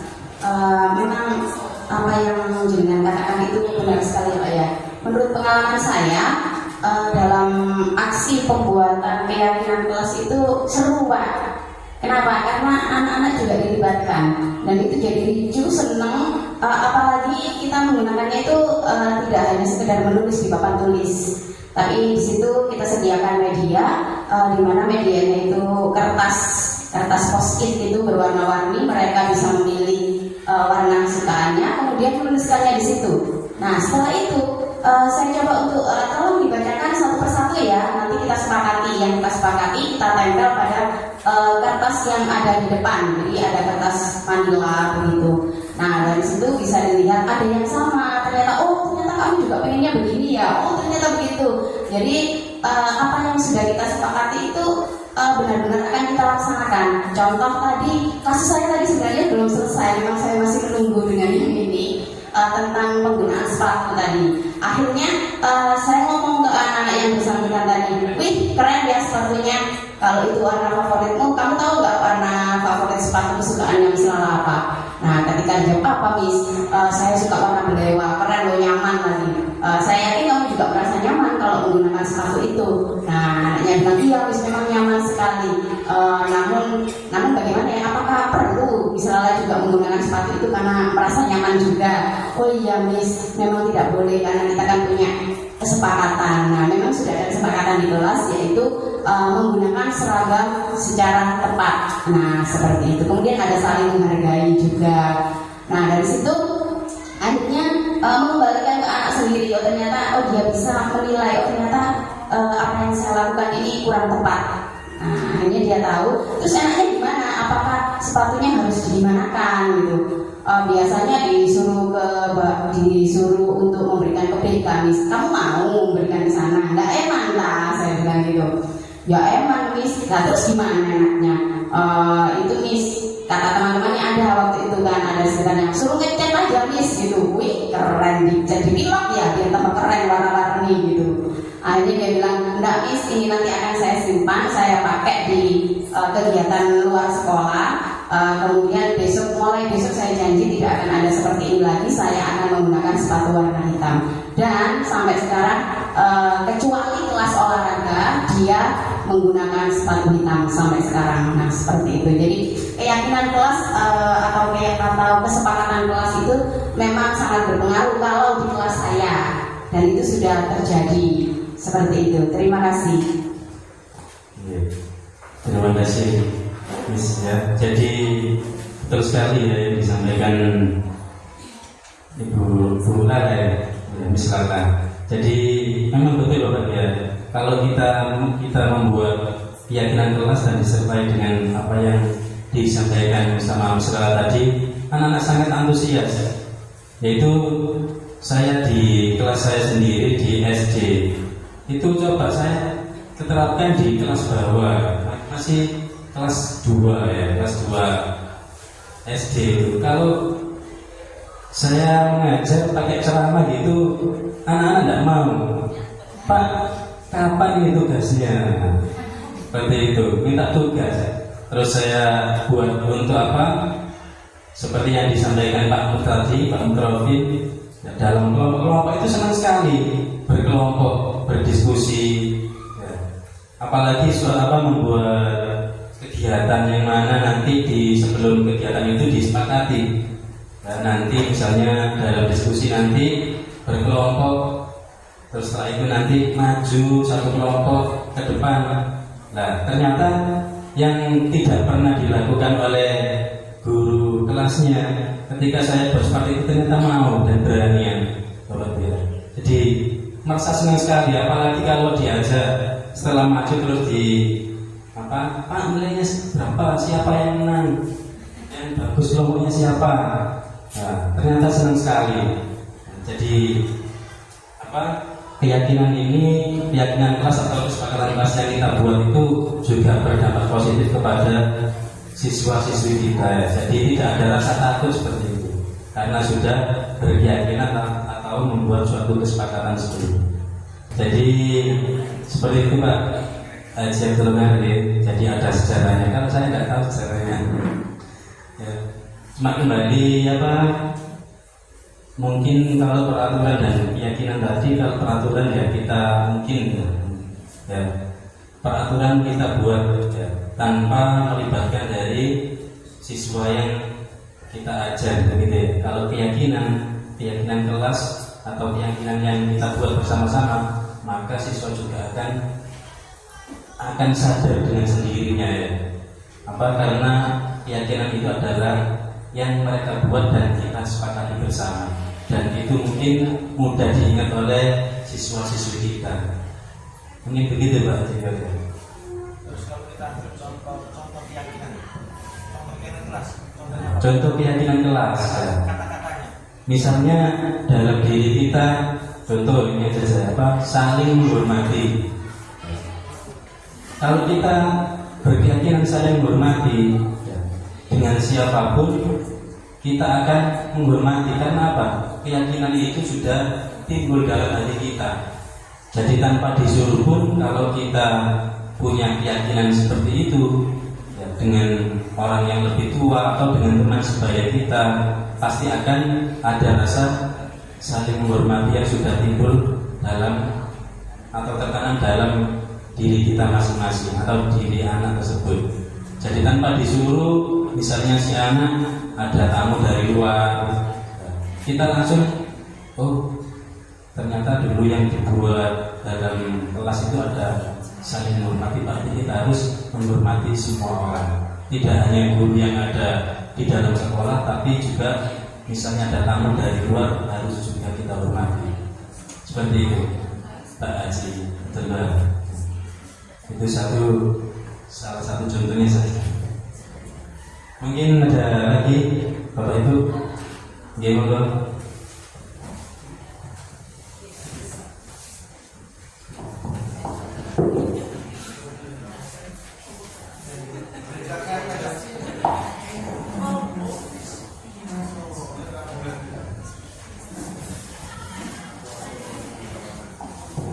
Assalamualaikum warahmatullahi wabarakatuh.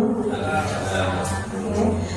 Perkenalkan, nama saya Hilna. Saya mau tadi kan Pak Pohan bilang apa perbedaan dari keyakinan kelas dan peraturan kelas.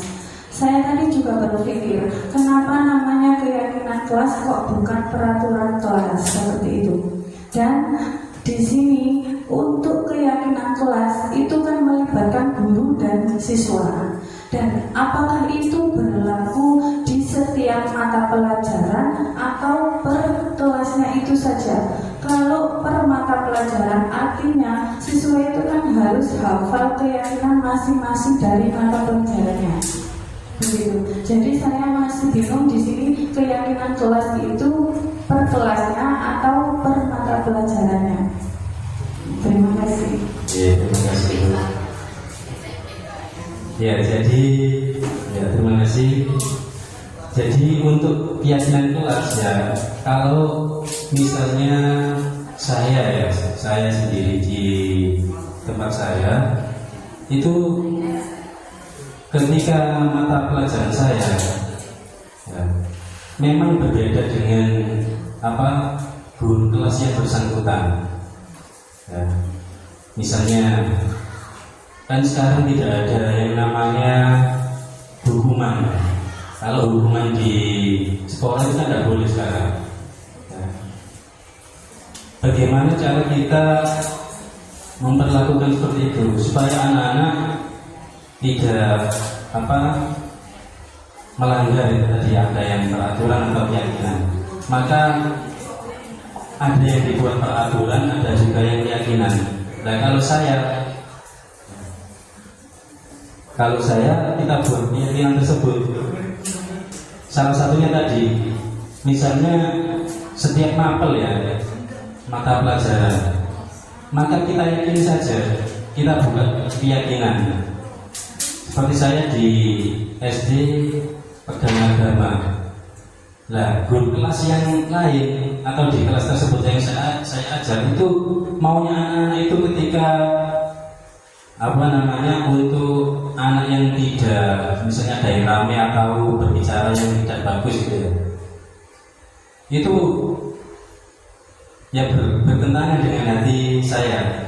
Nah, tapi saya buat ketika khusus pelajaran saya, apa yang dibuat oleh wali kelas atau guru kelas itu tidak berlaku.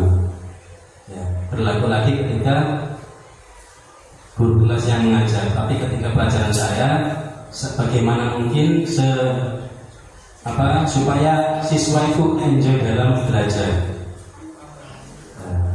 berkeyakinan seperti itu. Jadi bagaimana caranya? Kita yakinkan ketika pelajaran saya, anak-anak harus sesuai dengan keyakinan yang kita buat bersama ketika pelajaran yang saya atur tersebut. Jadi anak-anak sudah memahami kalau nanti waktunya guru kelas, tadi guru apa ini tidak boleh seperti itu. Kalau waktunya Pak Usin berbeda lagi. Tidak apa-apa, yang penting siswa-siswi kita enjoy gitu. Jangan sampai ada merasa tertekan. Saya juga ya sebenarnya kurang setuju ya dengan teman guru saya tersebut. Ya memang tujuannya baik tadi di awal tadi kan. Apakah setuju dengan hukuman? Ya memang kembali ke pribadi guru masing-masing. Tapi ketika saya sudah mengikuti ini pelatihan CGV ini ternyata tidak perlu seperti itu ya. Jadi sekarang itu jangan sampai anak itu takut dengan hukuman-hukuman yang dalam bentuk seperti itu. Ya, tanda kutipnya seperti itu. Jadi menurut saya itu bisa diterapkan dalam guru masing-masing. Ya, kalau sifatnya umum keyakinan kelas seperti berkata jujur itu kan mencakup semua guru dan atau dalam kelas tersebut. Tapi kalau untuk yang menjurus ke sesuatu yang misalnya hukuman dan lain sebagainya, kembali ke guru masing-masing. Seperti itu. Mungkin ada tambahan? Mohon maaf Pak Husin, ini untuk Pak Haji Abdul Jalan dan Ibu Fiona. Nanti kegalauan penjenengan tentang keyakinan dan peraturan akan terjawab di sesi selanjutnya. Itu nanti akan terjawab di situ nanti, insya Allah. Karena belum ada contohnya, makanya kita bingung semua. Monggo Pak Husin dilanjutkan. Ya mungkin ada tambahan atau sudah cukup Bapak Ibu? Cukup ya. Baik, kalau cukup saya akhiri, nanti akan dilanjutkan oleh Bu Fitri Junairo selaku guru di sini. Saya akhiri, assalamualaikum warahmatullahi wabarakatuh.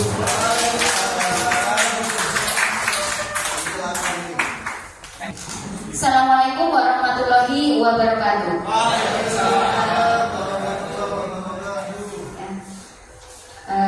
Sebelumnya saya ya sudah tadi perkenalan. Sebelumnya saya ingin melanjutkan dari pemaparan Bapak Ibu CGP yang lain yaitu tentang segitiga restitusi. Muara dari semuanya yang terkait dengan keyakinan kelas, dengan kebutuhan siswa, kebutuhan manusia, dan dengan hukuman atau yang lain, itu nanti muaranya di sini Bapak Ibu. Nah, apa itu segitiga restitusi? Ini sebenarnya Bapak Ibu sudah melakukan, mungkin urutannya yang tidak sama. Saya yakin Bapak Ibu sudah melakukan ini, tapi tidak sadar mungkin terkait dengan permasalahan yang sudah dilakukan siswa atau hal yang terjadi di sekolah atau di kelas Bapak Ibu. Saya yakin sudah melakukan ini. Nah, apa itu segitiga restitusi? Yaitu suatu proses dialog yang dijalankan oleh guru agar dapat menghasilkan murid yang mandiri dan bertanggung jawab. Nah, di sini kita berusaha untuk memunculkan motivasi intrinsik. Selama ini yang terjadi pada anak-anak, motivasi yang muncul adalah motivasi ekstrinsik. Mereka hanya takut karena apa? Hukuman. Karena mereka melakukan itu takut, cemas, nanti saya dihukum, makanya menaati peraturan itu. Lanjut lagi, mereka mungkin melakukan karena motivasi reward.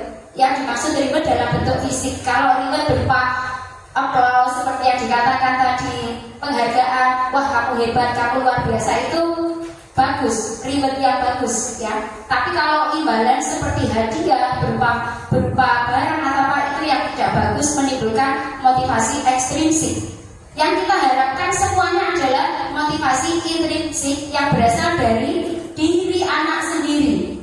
Nah, ketika mereka melakukan suatu hal, kesalahan atau apapun, kita itu biasanya kita mengecek dulu.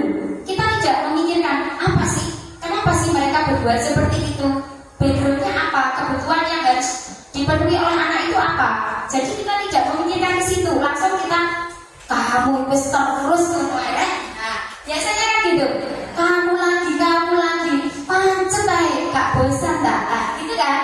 Kita harus andal duluan. Nah, itu. Nah, di sini kita ini akan membentuk motivasi intrinsik anak dan mereka akan kembali ke tadi yang dibicarakan oleh Bapak Ibu, kembali ke anggota mereka itu dengan perbaikan dirinya yang lebih baik, perubahan yang lebih baik lagi dari mereka, tapi berasal dari mereka sendiri. Nah, kaitannya nanti dengan keyakinan yang dibuat. Kenapa? Kenapa kok tidak peraturan, tidak keyakinan? Mungkin saya singgung sebentar ya. Kenapa dibuat keyakinan? Karena kalau keyakinan ini dua arah sifatnya, Pak Koharian.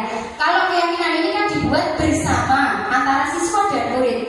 Di sini mereka, siswa dan guru ya, dan siswa dan guru. Nah, mereka akan menuliskan apa yang mereka mau, apa yang mereka inginkan yang terjadi di kelas mereka. Nah, dari situ mereka akan menempelkan apa yang mereka tuliskan lewat sticky note biasanya kita.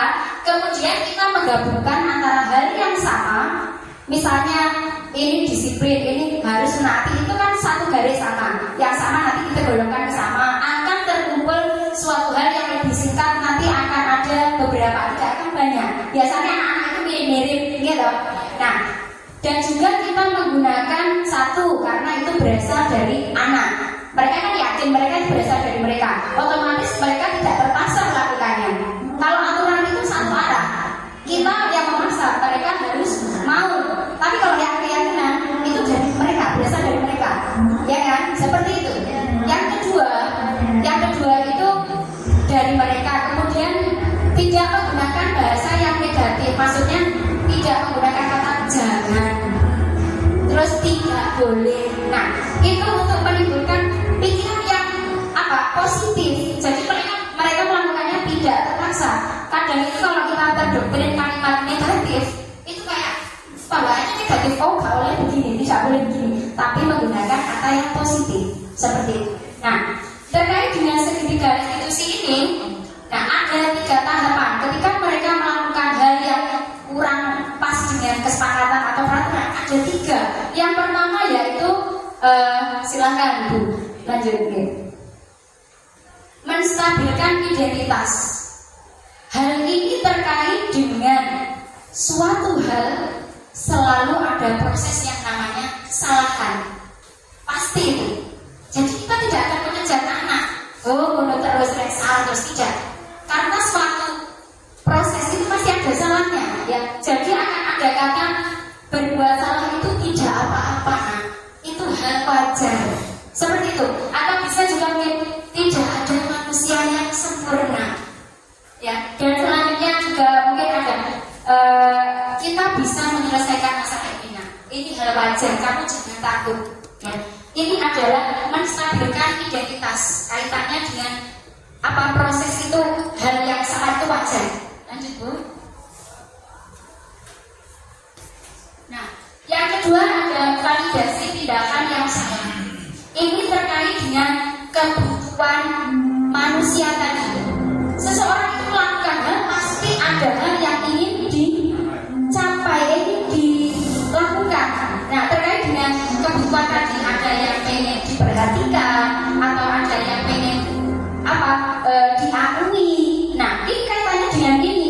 Nah, ketika mereka melakukan suatu hal, kita sudah menstabilkan identitas wajar, salah itu hal yang wajar. Kemudian kita melakukan validasi tindakan yang salah. Dengan apa? Kita tanya, misalnya si anak ini memukul temannya atau misalnya bertekad saja misalnya. Kamu sebenarnya bisa melakukan tindakan yang lebih dari ini, tapi kamu tidak melakukannya, berarti kamu bukan anak yang nakal. Seperti itu. Bisa juga dengan kamu pasti punya alasan mengapa kamu melakukan ini. Nanti mereka menjelaskan. Pasti akan ada penjelasan dari anak. Nah, setelah kita stabilkan, kita harus tahu dulu alasannya. Kenapa kok kamu tadi melakukan ini? Ada apa? Ya, seperti itu. Terus setelah itu lanjut, yang selanjutnya yaitu kaitannya dengan keyakinan. Kita sudah stabilkan, sudah menanyakan alasannya kenapa mereka melakukan tindakan itu, kebutuhan apa kira-kira yang pengen mereka dapatkan atau ingin mereka inginkan. Terus kita menanyakan dengan kaitannya dengan keyakinan itu. Lalu dengan pertanyaan begini misalnya, lalu apa yang kamu lakukan tadi itu sudah sesuai dengan keyakinan kelas kita? Kalau belum, bagaimana caranya supaya sesuai dengan keyakinan kelas kita itu apa yang akan kamu lakukan? Selanjutnya harus bagaimana? Mungkin minta maaf atau mungkin apa? Ini di sini perbaikannya. Mereka akan melakukan suatu perubahan yang lebih baik itu di sini dikaitkan dengan keyakinan kelas yang sudah mereka buat di kelas seperti itu. Jadi muaranya itu karena kata merdeka itu tidak berasal dari kita. Sekarang itu kan anak-anak sudah berhak menentukan mereka misalnya cara belajarnya, misalnya kita berikan tugas ada yang menggunakan video atau mungkin suara saja atau apa, itu kan sekarang seperti itu merdeka itu. Jadi kita tidak sekedar mengejar anak, tapi kita harus ngerti dulu kenapa mereka melakukan seperti itu. Terus apa selanjutnya yang kamu lakukan? Kita memberikan solusi istilahnya, karena kita tadi kan disarankan menjadi manajer, posisi kontrol kita itu manajer, ya. Jadi semuanya itu lebih condong ke manajer karena kita akan memberikan solusi pada anak, mikir bareng supaya lebih baik ke depan. Mungkin selanjutnya bagaimana? Nah, di sini ada beberapa contoh penerapan keyakinan dari Bapak Ibu, ya. Mungkin slide-nya lagi Bu Ana. Nah, ini contoh penerapan restitusi kemarin dari Bapak Ibu. Mungkin ada videonya. Ini contoh restitusi ilustrasi.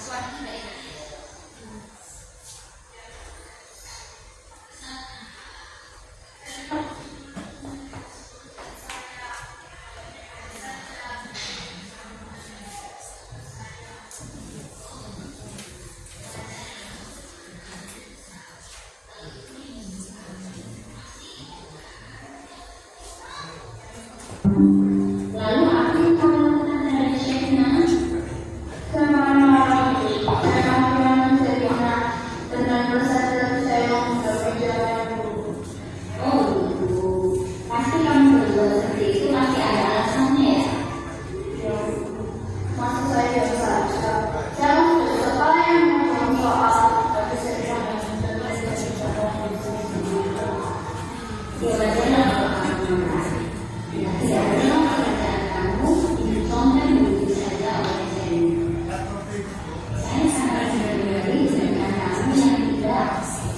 lebih mudah misalnya dengan memukul sendiri.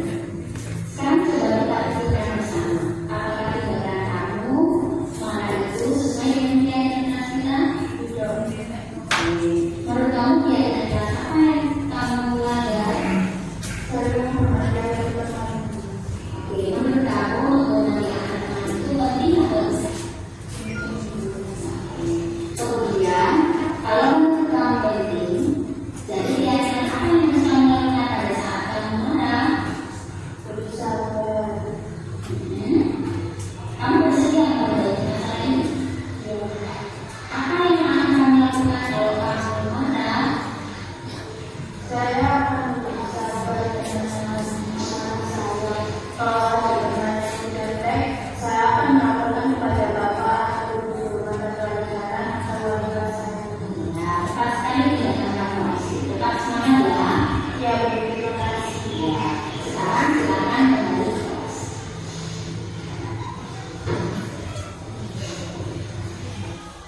Nah, itu salah satu contoh dari penerapan restitusi Bapak Ibu. Pekerjaannya dicontek, selalu contek, terus anaknya ngamuk. Kok terus nyontek, kok gak mau mikir sendiri. Nah seperti itu contohnya. Jadi distabilkan dulu anaknya, kemudian itu tadi ada validasi kesalahan, kemudian memberikan ini solusi atau hal apa yang akan dilakukan ke depannya oleh si anak supaya dia menjadi lebih baik. Jadi seperti itu contohnya. Mungkin ada pertanyaan atau saran tambahan, diskusi, monggo bersama.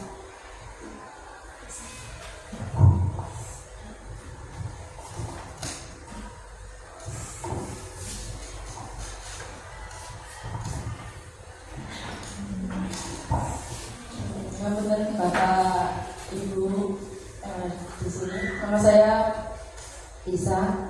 Mengenai keyakinan kelas, karena saya mengajar kelas 8 yang dimana kelas 8 sudah kurikulum merdeka.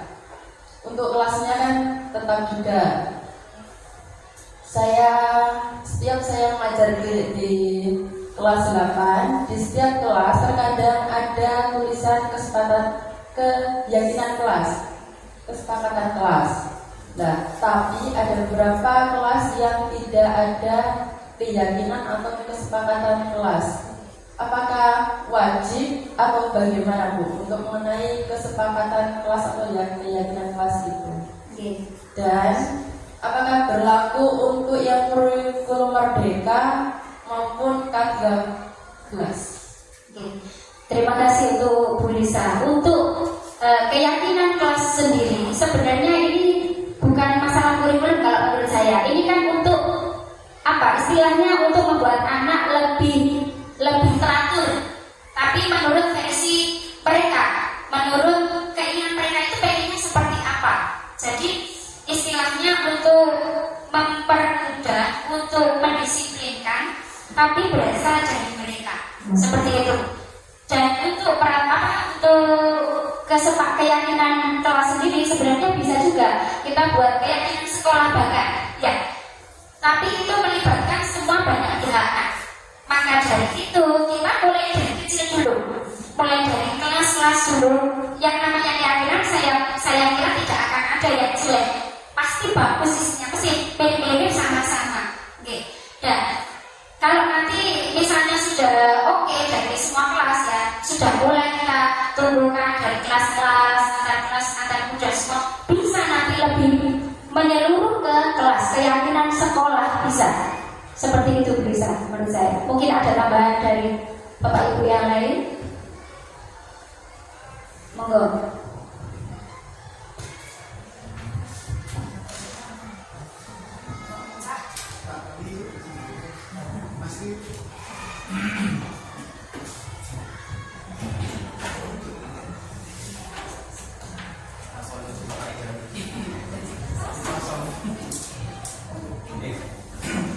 Baik, terima kasih. Assalamualaikum warahmatullahi wabarakatuh. Nama saya Singgali Suara Saputra. Saya juga wali kelas di kelas 8. Gini Bu, sebenarnya saya ingin menambahkan pertanyaan juga Bu. Dan saya ini bukan istilahnya dulu pada saat awal masuk di kelas 8, awal pertama kali saya menjadi wali kelas dan masuk di kelasnya, itu saya bukan membuat peraturan kelas, tapi saya membuat kesepakatan kelas yang itu sendiri bukan dari saya. Tapi saya minta anak-anak untuk kita buat kesepakatan kelas. Kalian kepinginnya kelasnya kayak gimana? Terus anak bilang A, B, C dan sebagainya. Terus kemudian saya catat. Nah, apakah itu termasuk keyakinan kelas atau bukan? Karena saya sendiri pada saat itu belum mengenal namanya keyakinan kelas. Dan kalau saya sampai sekarang sendiri, saya bingung kok apa ya, nama keyakinan kelas itu sendiri menurut saya pribadi kurang tepat kan? Karena namanya itu kan saya kesepakatan kelasnya kayak gini harus seperti ini dan sebagainya. Dan jelas itu kata-kata sendiri memang nggak ada kata-kata negatif, pasti semuanya kata-kata positif. Jadi yang ingin tanyakan, apakah yang saya terapkan tadi itu sudah termasuk dalam keyakinan kelas atau mungkin itu saja. Terima kasih. Assalamualaikum warahmatullahi wabarakatuh. Waalaikumsalam. Kalau menurut saya begini Mas, namanya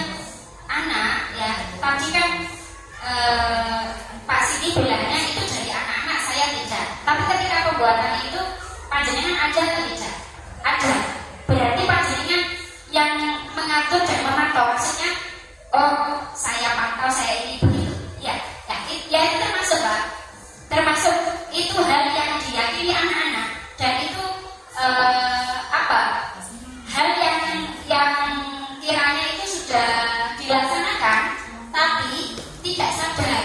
Ya, tidak sadar. Maksudnya itu pasti sudah melaksanakan yang namanya keyakinan kelas ini, tapi belum tahu ternyata yang saya lakukan adalah keyakinan kelas seperti itu. Sama Pak, dulu saya itu sebelum ada materi ini, saya juga ada kesepakatan. Ternyata ada level yang lebih tinggi lagi.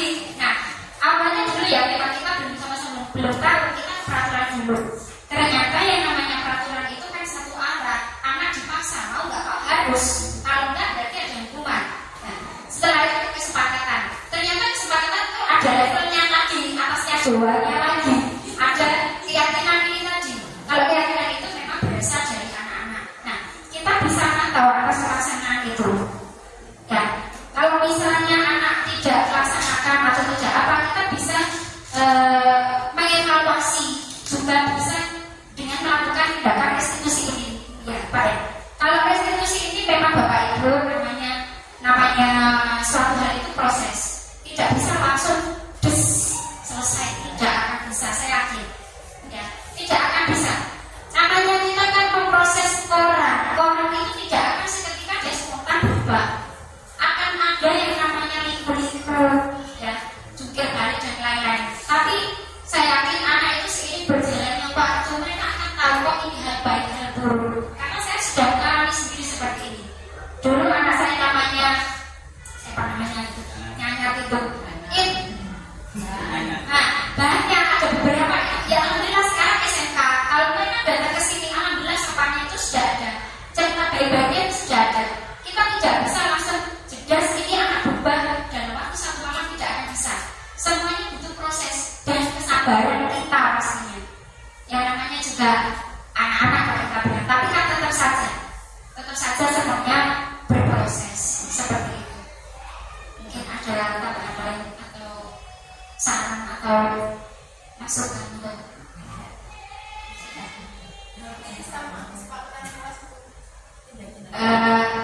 kalau dilihat dari isinya itu ya mirip-mirip Bu Lisa, mirip-mirip. Tapi karena kita sudah belajar teori ini, maksudnya saya sudah mendapatkan ini. Kalau kesepakatan itu kalau saya akhirnya lebih ke kalimat yang positif. Tadi kan dikatakan tidak akan ada kesepakatan yang negatif. Bukan itu yang saya maksudkan, Pak. Yang saya maksudkan di dalam kesepakatan keyakinan kelas tidak akan ada kata jangan. Mungkin nih, jangan buang sampah sembarangan contohnya. Tapi kalimatnya berubah, buanglah sampah pada tempatnya. Seperti itu. Ya. Jadi kita menghilangkan stigma negatif, kata-kata negatif itu kita buat biar anak apa? Tumbuh kalimat-kalimat positif, hal-hal positif. Kalau namanya hal negatif itu kayak stigma hal yang buruk, kalau menurut saya memang benar itu termasuk hal yang baik menurut saya, patut kita adopsi seperti itu.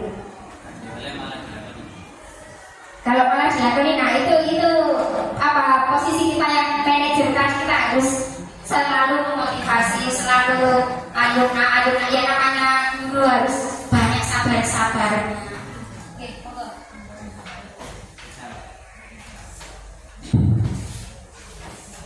Mohon maaf, saya hanya bertanya satu hal.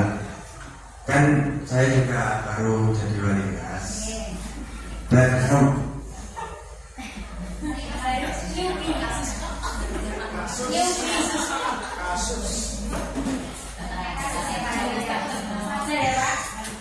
saya juga seperti Pak Sigi tadi memberikan sebuah kesepakatan.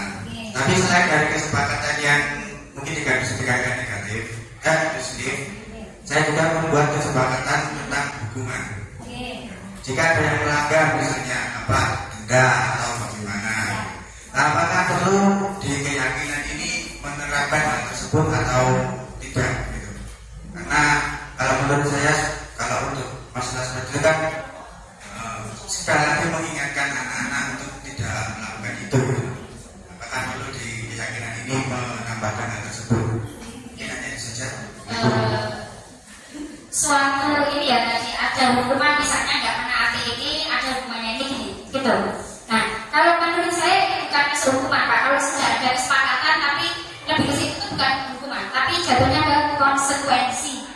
Saya pikirnya seperti itu karena kan sudah tahu kok kalau saya tidak melakukan ini konsekuensinya ini, bukan lagi hukuman. Kalau hukuman itu seperti cerdas gitu. Wis anak gak ngerti apa-apa, pokoknya wis dilakonono. Itu hukuman. Tapi kalau pelajaran-pelajarannya tadi itu konsekuensi. Kalau saya tidak melakukan ini, oh hal yang harus saya lakukan berarti gini. Itu konsekuensi. Apakah perlu ada realisasi seperti keyakinan kan? Keyakinan tadi kan ada penempelan, ibaratnya seperti pengingat.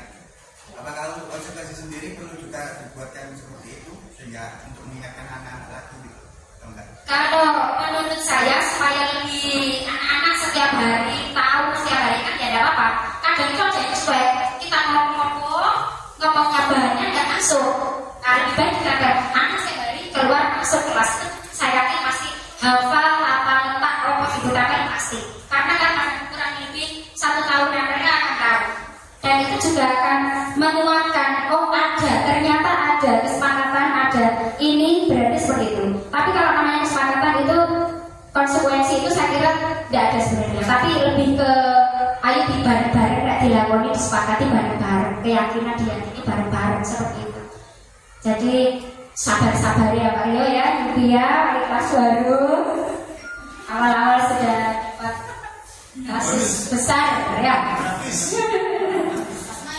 Bagaimana Bapak Ibu, sudah atau belum? Ada syarat tambahan, monggo. Sangat terbuka. Saya itu monggo bisa.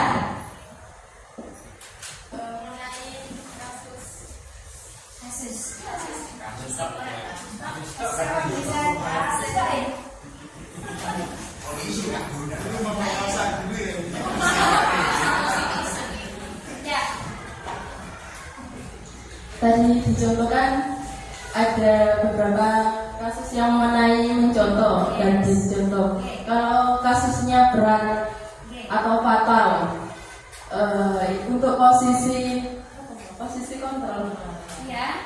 itu berlaku atau tidak? Posisi ini ya, posisi guru itu tetap akan berlaku bisa. Namanya guru itu pasti harus mengontrol anaknya, ya, memanajeri lah istilahnya, memberikan solusi ke anak. Nah, kalau misalnya sudah kita merestitusi dan lain-lain, ya kita perlu juga tahu bagaimana sih background anaknya. Nah, maka dari itu kita harus tahu juga catatan untuk wali muridnya, backgroundnya muridnya, dan kira-kira anak ini broken atau tidak. Bagaimana di rumah dia dengan mbahnya atau dengan apa, kita juga harus tahu. Nah, dari situ kan kita paling tidak bisa memberikan ini perkiraan apa yang harus kita lakukan ke anak. Nah, bisa juga kita konsultasi dengan guru BK-nya, yang bekerja sama berkolaborasi. Itu terus juga bisa berkolaborasi dengan kepala sekolah. Itu yang sering saya lakukan. Ya, biasanya ya Pak ya. Nah, kolaborasi dengan seluruh, karena tadi kata Misalnya semuanya harus terhubung, saling berkolaborasi, saling bekerja sama. Jadi kita tidak bisa bekerja sendiri. Jadi semuanya dari orang tuanya, dari guru BK, dari wali kelasnya, dari kepala sekolah, semuanya dilakukan demi apa ya, demi anak. Dan memang seperti itu. Oke, bagaimana bisa? Kalau wali kelasnya sudah kehabisan kesabaran, BK-nya sudah harus kesukaannya juga terus apa yang dilakukan? Ya, ini saya juga sudah menjalani, panjenengan mendidik saya Pak. Ini ya, mungkin bisa pengalaman saya sendiri sudah, memang saya sudah visi, sudah ke anak, sudah itu semua sudah saya lakukan, berkonsultasi dengan orang tua sudah. Nah, dengan BK juga sudah, dengan kepala sekolah. Ya, kepala sekolah nanti pasti ada tindakan yang lebih lagi. Kemana? Ke pihak desa biasanya, lurah ini, gotong pisan. Ya, jadi semuanya kan kita sudah tahu apa wajib belajar itu kan berapa tahun Bapak Ibu? Berapa tahun sekarang? 12 kan ya? Ya. Nah, dari situ bukan kewajiban kita saja sebagai wali kelas, bukan guru mapel saja, BK saja, kepala sekolah saja, semuanya dari kalangan desa juga. Ya, dari lurah itu ini peduli dengan warganya. Gak ada lurah, gak peduli, gak dicoblos mana itu berikutnya. Seperti itu bisa.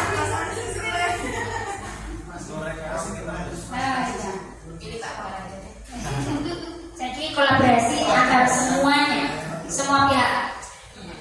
Sampun Sudah mau tambah lagi? Sudah. Iya, semakin complicated caranya.